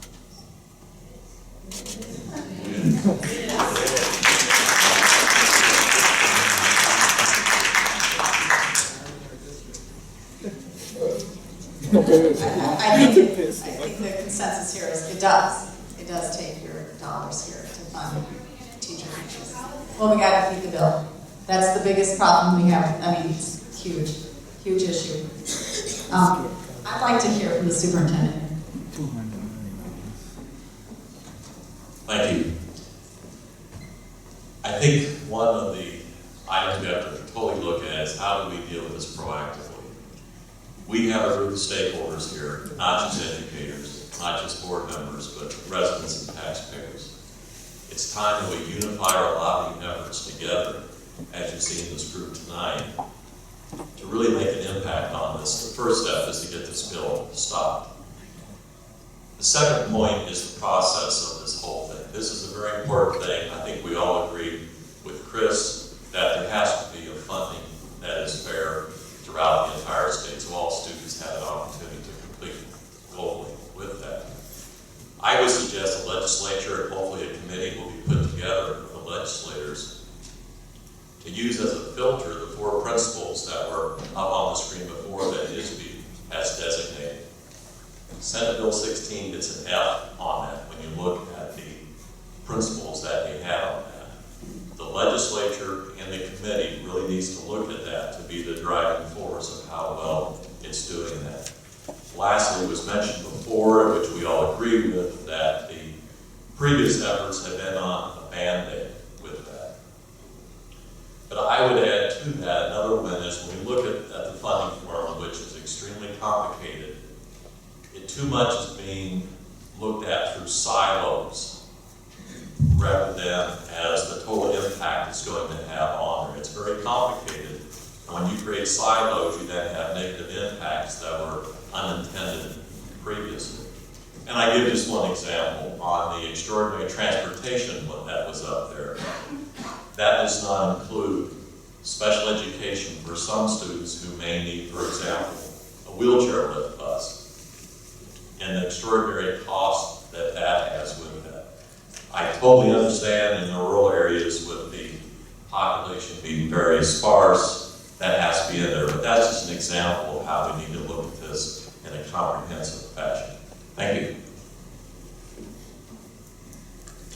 We've had the same problem with Medicaid and looking at things in terms of silos, which means like this much for special ed, this much for transportation, instead of overall looking at how we fund things. And so it is a common problem for state funding. Next question. Oh, right there. Hi, I just want to thank you all for being here tonight and spending time to educate us on this issue. I'm going to go back to the question that the lady over there in the lower right, the purple, asked, and I was, to be honest, I'm a little disappointed. Maybe this is supposed to be completely bipartisan, but when she asked that question about what can we specifically do, because we've sat through all the calculations, and we hear this, personally, I think most people now understand that there has to be a new way of formulas for funding schools. I think we're all for that. It seems like most people here are against the bill. You guys are against the bill. Everybody's against the bill. But I didn't really hear specifically what we really can do except sign a petition. But I don't really know how much that's going to really do. So when I researched and I looked at the votes in the Senate, it was passed by Democrats. Just fact. It was passed by Democrats. There was one Republican that voted for it. Every other Republican voted against it. So from where I understand, that means if it goes to the House, it pretty much means that what I would do would be to email, starting with the Democrats, would email everybody in the House prior to it going up for a vote and say how we're against this, if people are against this. That would seem like the most logical thing. And again, I don't know if you can say it yourself, because it's bipartisan, you represent everybody, I get that. And secondly, the other question the lady in front of me asked about the governor. It's fine that the governor or Pat Quinn hasn't said anything about it, but I want to know if that does pass the House, which it's pretty likely that it's going to, if Rich Rotter wins, can the governor, Pat Quinn, can either of them veto that if it does pass the House? Thank you. Yes, the governor has veto authority. Actually, we have a fairly strong governor's position here in the state of Illinois. They can mandatorily veto it as well. They have a lot of ability to change a bill or just flat out say no. You're right, only one Republican voted on it, and that's why you haven't heard a lot, because there are definite winners. There were Republican colleagues of mine, you know, we saw a very, very advanced copy of a different funding formula, basically rubbing their hands in glee, because they were going to be big winners, and we were going to be huge losers. And so, when they're looking out for their districts, they're winners. So it's tough. This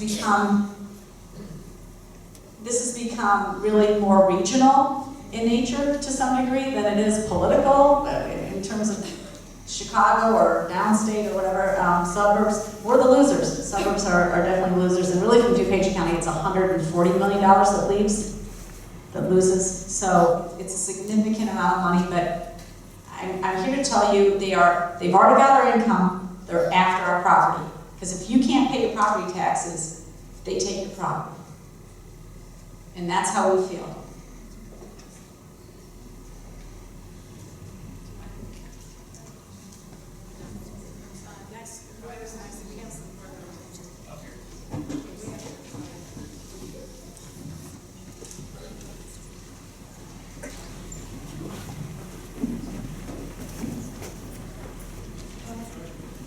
I just wanted to point out that first and foremost, the fact of the matter is that this was done with a private meeting.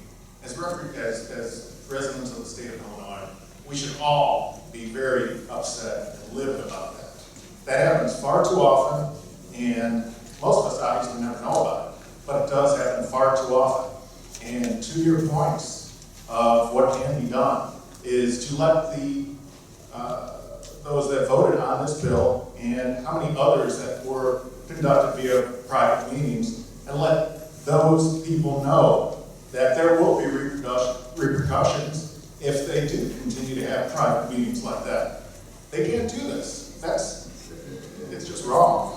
And that they will be voted out next time around if they do have private meetings. That's all there is to it.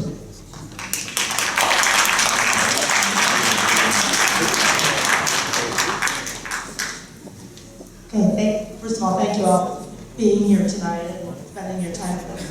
I have a question for Dr. Cook, in that you mentioned earlier that there were some amendments that the State Board of Education is recommending to Senate Bill 16.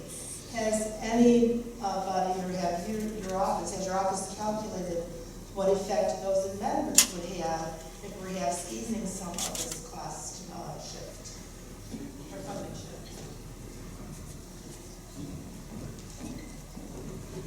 We're in the process of doing that. So we're engaging yet another national expert in finance to take a look at the bill itself and some of the proposals that we've talked about this evening that could be amended to change it. So we're in the process of doing that now.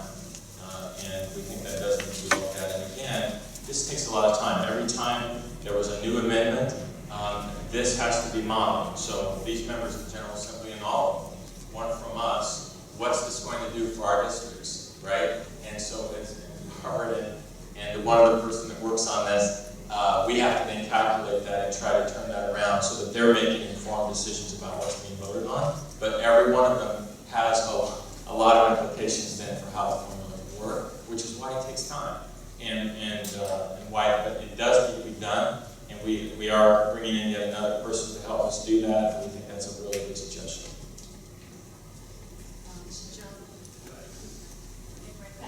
Thank you guys for coming.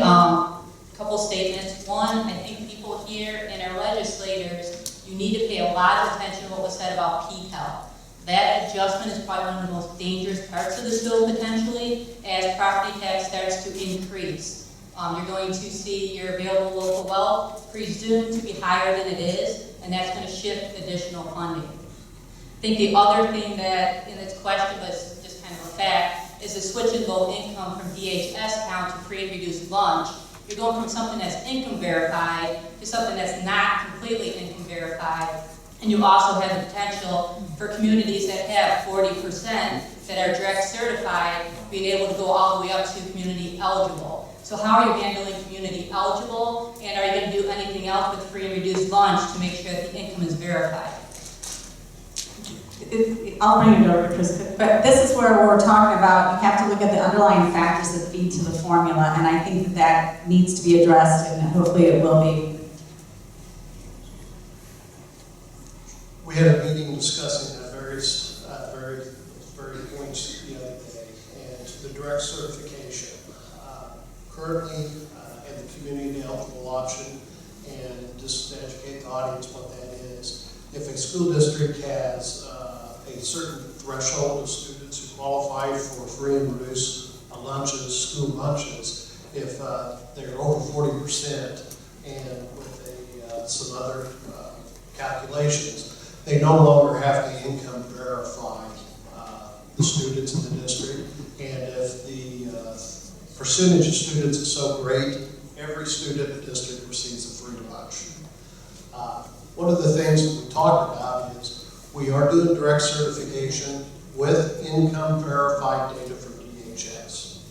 And we are working through those issues. Do we go to the income verified? What data source we're going through?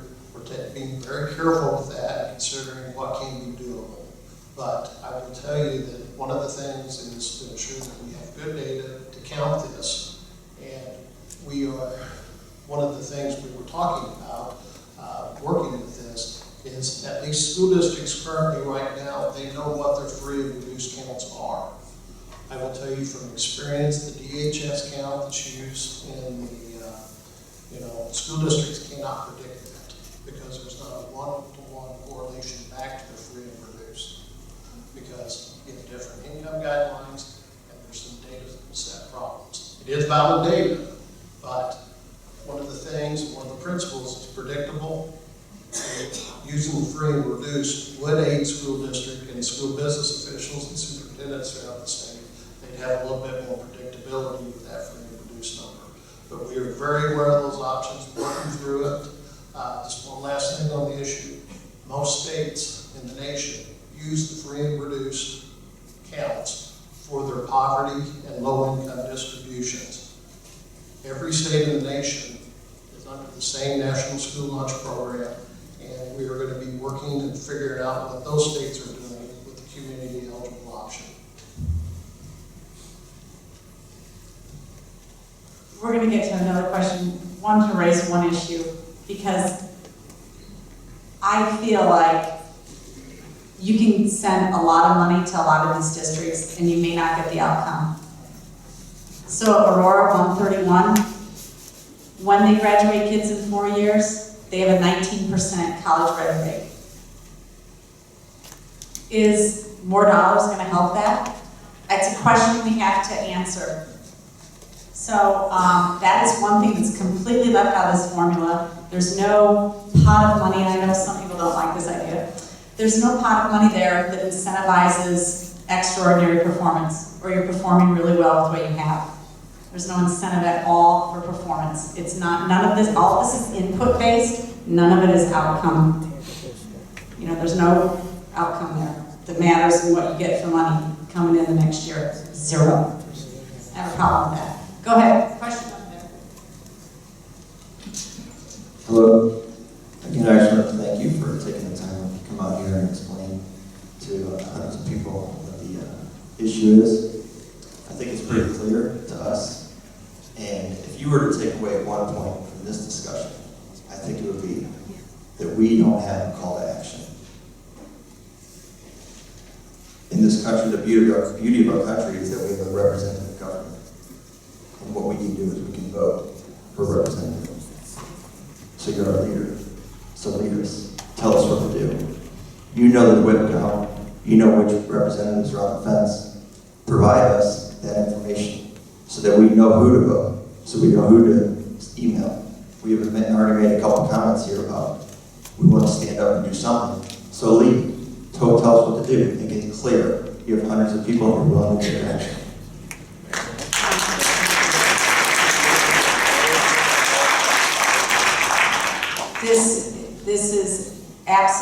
why I'm hosting this forum.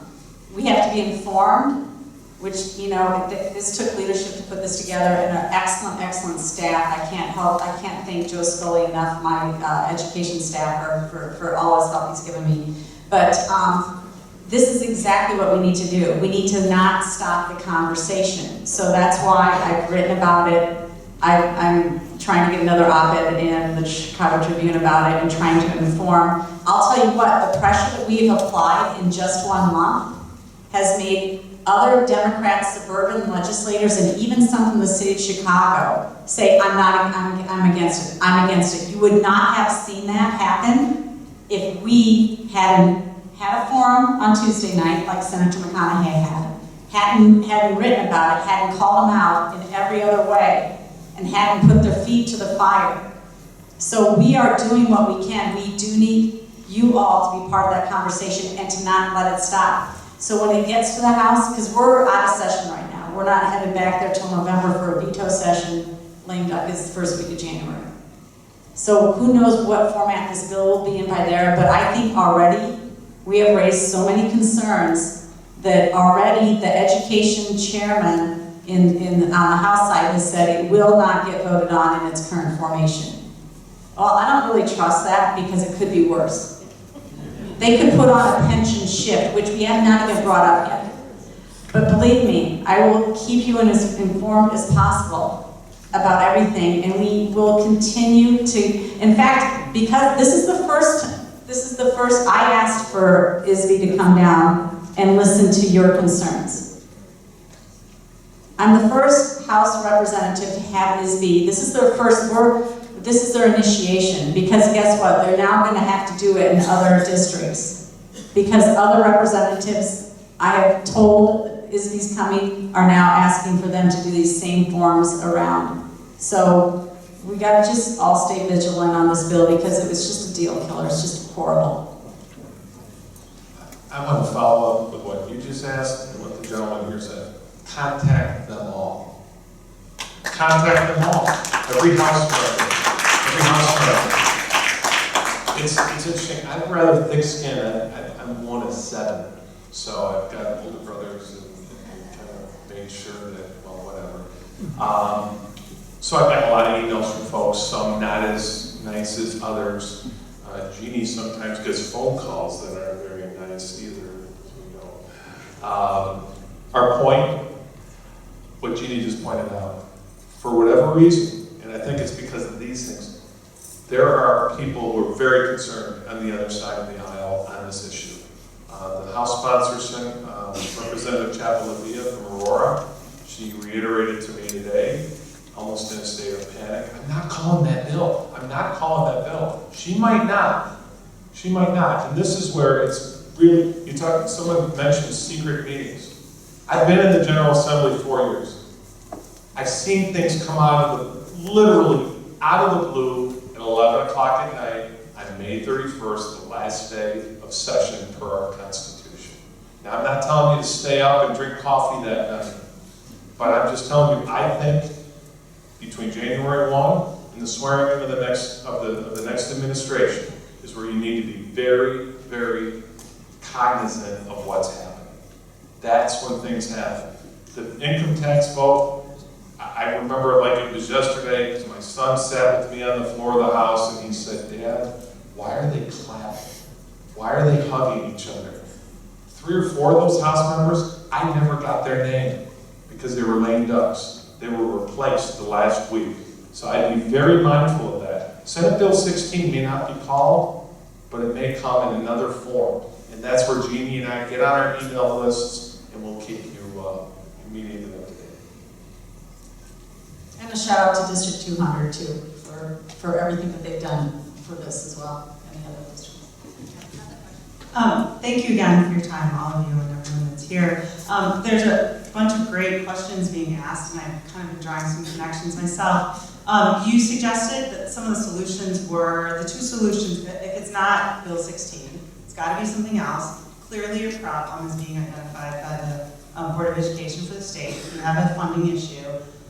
You suggested the Chicago Block Grant, you suggested the TIF district, but I'm curious, and there was a question about the governor's race. It's my understanding Ronner would like to lower the income tax again back to 3%, whereas Quinn would like to keep it at 5%. So I'm curious how that might impact education funding, as well as I believe there's an advisory referendum on the ballot, the millionaire's tax for education. And I'm curious about how that, you believe that will impact education funding also.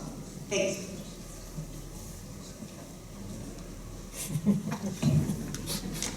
You're getting really into the politics pretty heavy here, so.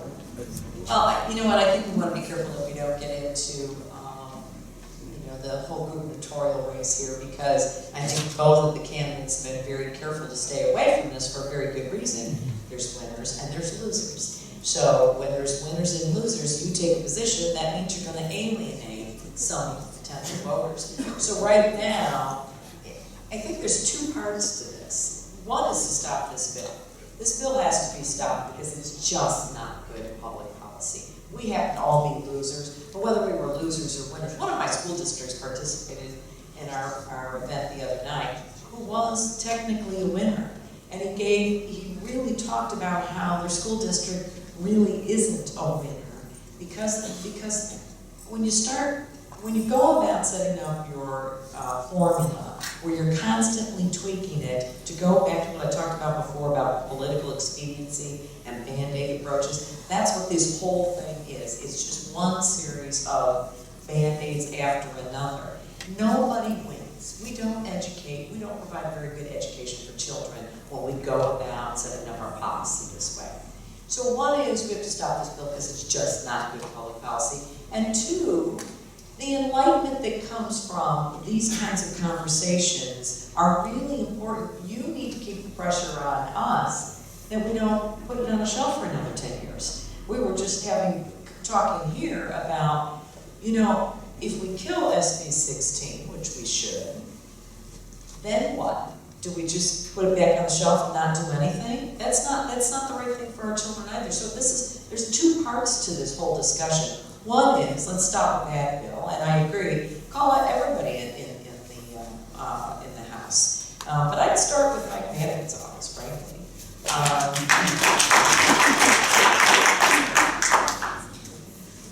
That's where I would start, and make those calls.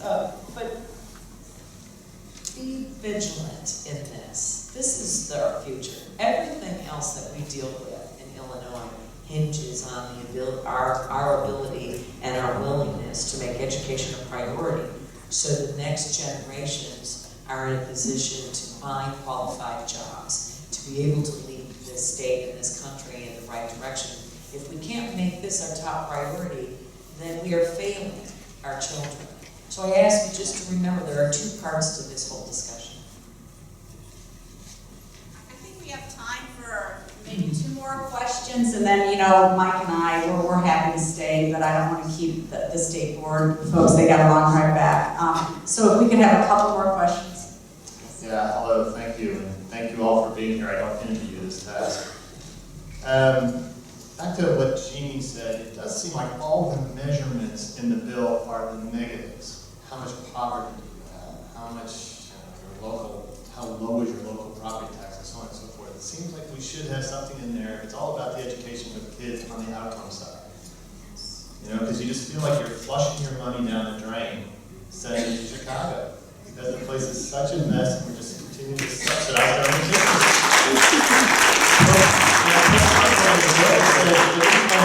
$14,000 a student or whatever it is, graduate them so they can be productive citizens and pay taxes. Please. Well, as we went through the weightings, I went through it quick. There are some positive weightings in the formula. We talked about the advanced placement students as well as dual credit. That is something that we need to encourage, is dual credit in the state, because it saves families money. Any college credit that they could earn while they're in high school is a savings to family. And there is a weighting and incentive for that in the bill. We can discuss, are the weightings enough? But there are some components in there. One of the other things we've talked about is for areas of the state, the rural areas of states, talked about having something to incent regional high schools and for smaller school districts to reorganize so they can provide a full curriculum, a positive thing, to ensure the students in those districts have the same opportunities in districts that have large high schools with full curriculum. So there are things to work on with the positives. Thank you all for coming tonight, not just you folks on the stage, but all of you folks who aren't at home taking care of your kids or getting the homework done, etc. Obviously, this is extremely important. Jefferson said something a long while ago that still applies. He said, you either control the government or the government will control you. Now, this wonderful lady up here said, keep the pressure on. So the pressure is on. Number one, we have an election November the 4th. I'm going to be clear here. I'm going to vote for a man who's put 10 charter schools in Chicago. I'm not going to vote for the man who's had all the power and everything else for the last 4 to 8 years and has done nothing. You see, we are the bosses. And so, while you all may get reelected, okay, but we're watching, a bunch of them are not going to. And we're going to keep going with this because we can't afford to lose our children anymore. And I mean all the children, okay? So you're going to see people in Chicago coming out and voting for Bruce Rauner because they want their children to get an education. And we need leadership. We're not getting leadership, okay? If you don't get leadership, you can't get anything done. Now, my daddy said to me, he said, Joe, you're making things too complicated. That means you've done something wrong, Joe. Fess up. I am sick and tired of private meetings with people who work for me, who don't do a good job, and yet collect big pay. This is stopping. So I want to encourage all of you, November the 4th is coming. If it's important to you, I don't care how you vote, but you better get out and vote. Otherwise, you've given up your right. Thank you all. One more. This gentleman has been for a long time, Joe.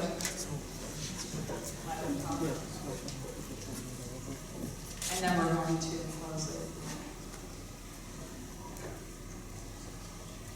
Well, I do appreciate everybody's time up here tonight because I know that this is not an easy thing to do. And I know that our obligation was to crucify you guys and then try to resuscitate you. That was our instruction at the start of this. I haven't had my chance yet and may not have the chance to do the latter half of that, so bear with me. If it's not good public policy, neither one of them should support it. And they ought to be very vocal about it. That makes no sense. They should be encouraged to talk about it. Number two, and please don't take this personally, the Illinois State Board of Education should consider changing its name to the Chicago Board of Education. All I've got to do is look at this formula, and it tells me who's running the show.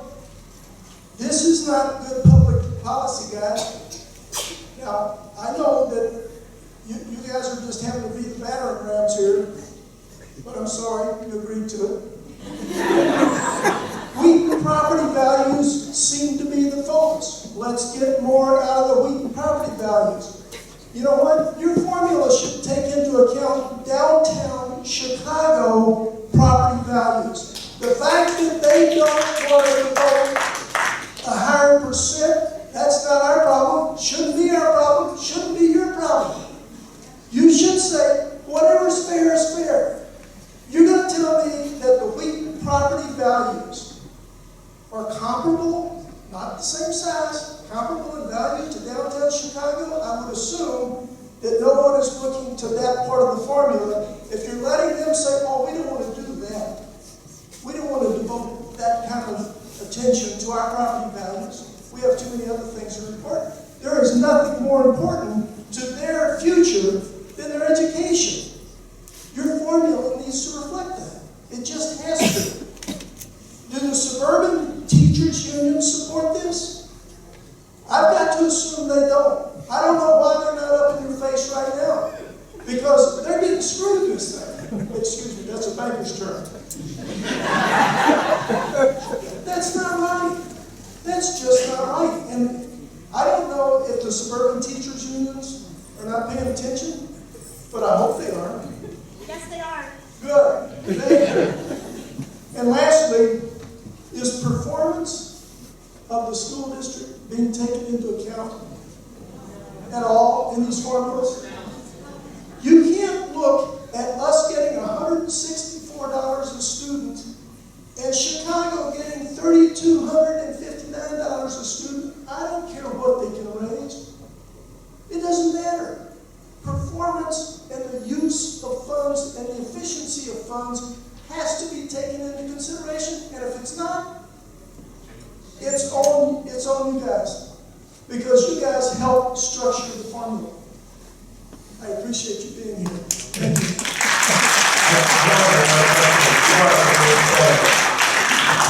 Who here works in the loop on a routine basis? The loop is a TIF district, meaning it's technically light. So when you go on the ledge in Sears Tower and go over like that, you're technically in the TIF district. Chicago, too, does not tax PAV at the same rate we do in the suburbs. If they did, there would be a whole lot of education dollars for Chicago, and they wouldn't be coming to Springfield asking for a bailout every 12 months. My staff are asked that specifically two questions be asked because they dealt with the State Board of Education. So we're going to let those two questions, is that correct, Joe? Okay, so first question. Thank you guys very much. Can you? Yes, you can. I, like you, I'm pro-children, and that's all I see. And I like the unity that we have to come together for our children.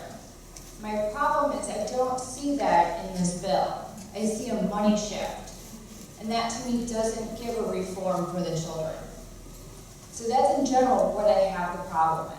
But my question is, I looked up from your financials last year, and it gives the unit districts roughly $11,000 per pupil, along with elementary. But the secondary are up to about $15,000, which is roughly around a $35,000 or a $3,500 difference. And if you take that divided or times the 2 million children that we have, that's $7 billion if we just convert to unit districts. Why wouldn't that be in the reform? To me, that's a reform. That's gaining money per pupil for the children. And that's all children.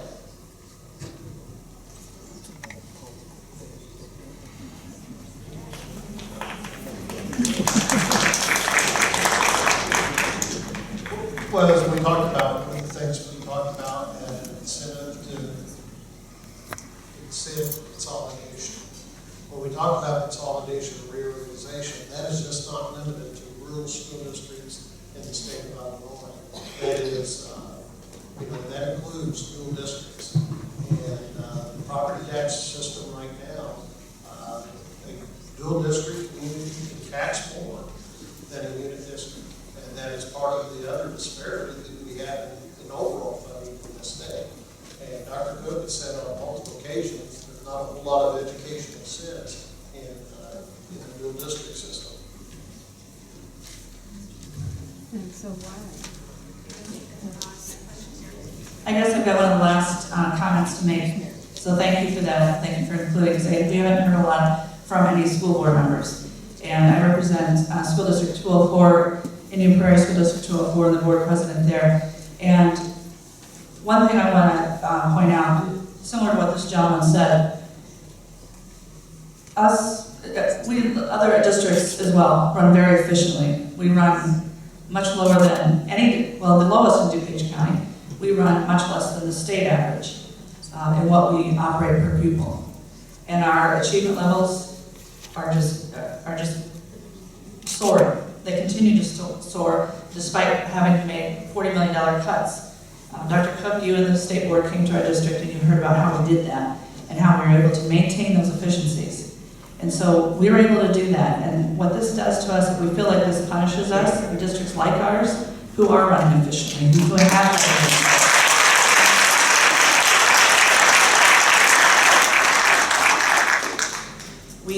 we run very efficiently, yet we're losing in this. There's other districts that are running deficits. We made a conscious choice because we felt we owed it to our taxpayers to run a balanced budget. Other districts are not doing that. Maybe they can't do that, but yet they're running deficits, and they're getting more money, and there's no accountability. So we want that to be included in the bill. We want efficiencies to be included in the bill. We want mandate relief. A lot of there was an instance that caused us to go into a deficit situation, but we did that by choice, but yet not by choice because it was for technology to handle the park assessments. It was online assessments. We had to increase our technology. So that was an unfunded mandate. We had to pick up the tab for that. Just a couple other comments. Our class sizes are high. I know other districts are running high class sizes as well, but our class size in District 204 is one of the highest of any of the winning or losing districts. This $10 million hit to us, not to mention the pension cost shift, our class sizes are going to go up. That's 135 teachers for our district. That's a middle school. So our class sizes are already going to go up. Otherwise we have to cut programs. I'm preaching to the choir with I know the school districts here, but we need you to take a look at that efficiency, accountability, and mandate relief. Also, you mentioned, Representative Ives, about keeping the pressure on. We are keeping the pressure on. In fact, our district has been publicly chastised for putting pressure on, wanting to know why we just held 8 meetings in our community. And Senator Connolly attended one of those, very well attended meeting. We were publicly chastised by some of our local representatives for getting our community riled up. And as a trustee of the districts, I speak probably for other school board members here, as trustees for our districts, we owe it to them to advocate for our taxpayers, to advocate for our districts, look out for our district assets, and quite frankly, this takes $10 million away from my district. And it gets me mad. Every year. Exactly, every year. And so we are keeping the pressure on. So when you call your representatives and they tell you, well, we're not going to call the bill, or I don't know why everybody's getting riled up, don't believe it. Keep calling. So she's right with that. And the last thing, you mentioned that there's public hearing in Champaign next week. I suspect that there will be a lot of downstate attendees. When we look at the map, downstate wins big time in this.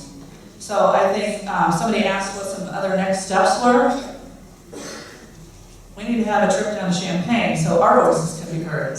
Because the downstate groups, I think, are going to have a very vocal piece in this. We need to have just as much.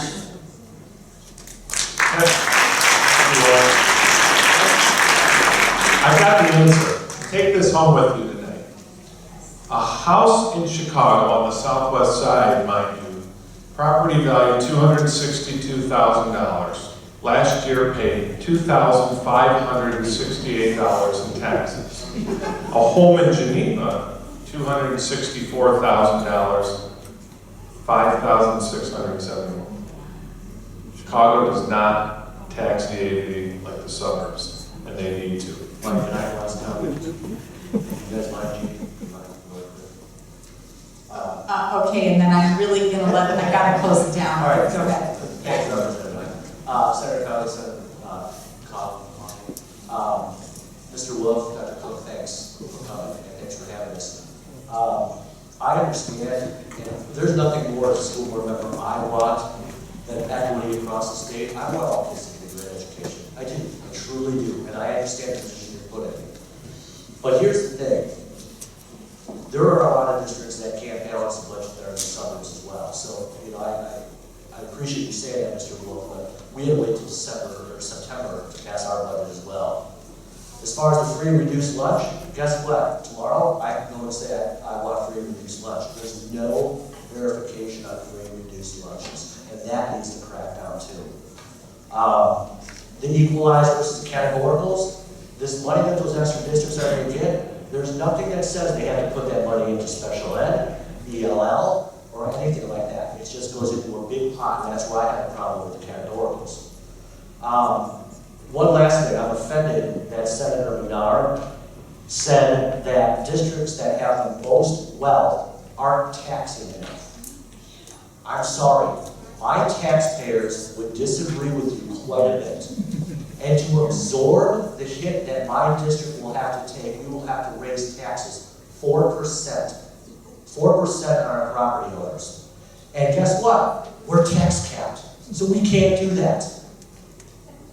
So where's that money going to come from? Because I guess what? A referendum isn't going to pass in this day or age. So I appreciate the State Board of Ed wanting to do the equity. But personally, you failed on the adequacy, you failed on the outcome-based, you failed on the simplicity, and you failed on the transparency when the numbers didn't come out for this bill till May 8th, and the bill was passed May 27th, 6 session days after the numbers came out. That's a lack of transparency. So, I appreciate there's 67% of the districts that aren't balancing their budget, but what you're doing with this bill is you're hurting some of the strongest school districts in the state of Illinois.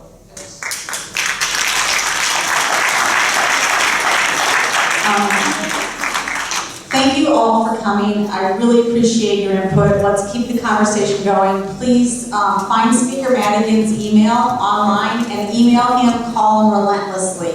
And you can tell him Representative Ives told me to do this. I'm fine with that. He loves me. Anyway, thank you so much to the State Board of Education. Thank you to my staff, Joe Scully. Thank you to Russ. Thank you to Mary Plunkett, who set this up. Thank you to Erica from District 200. Thank you, Jeff Schuler. Thank you, everybody, for coming. Appreciate it.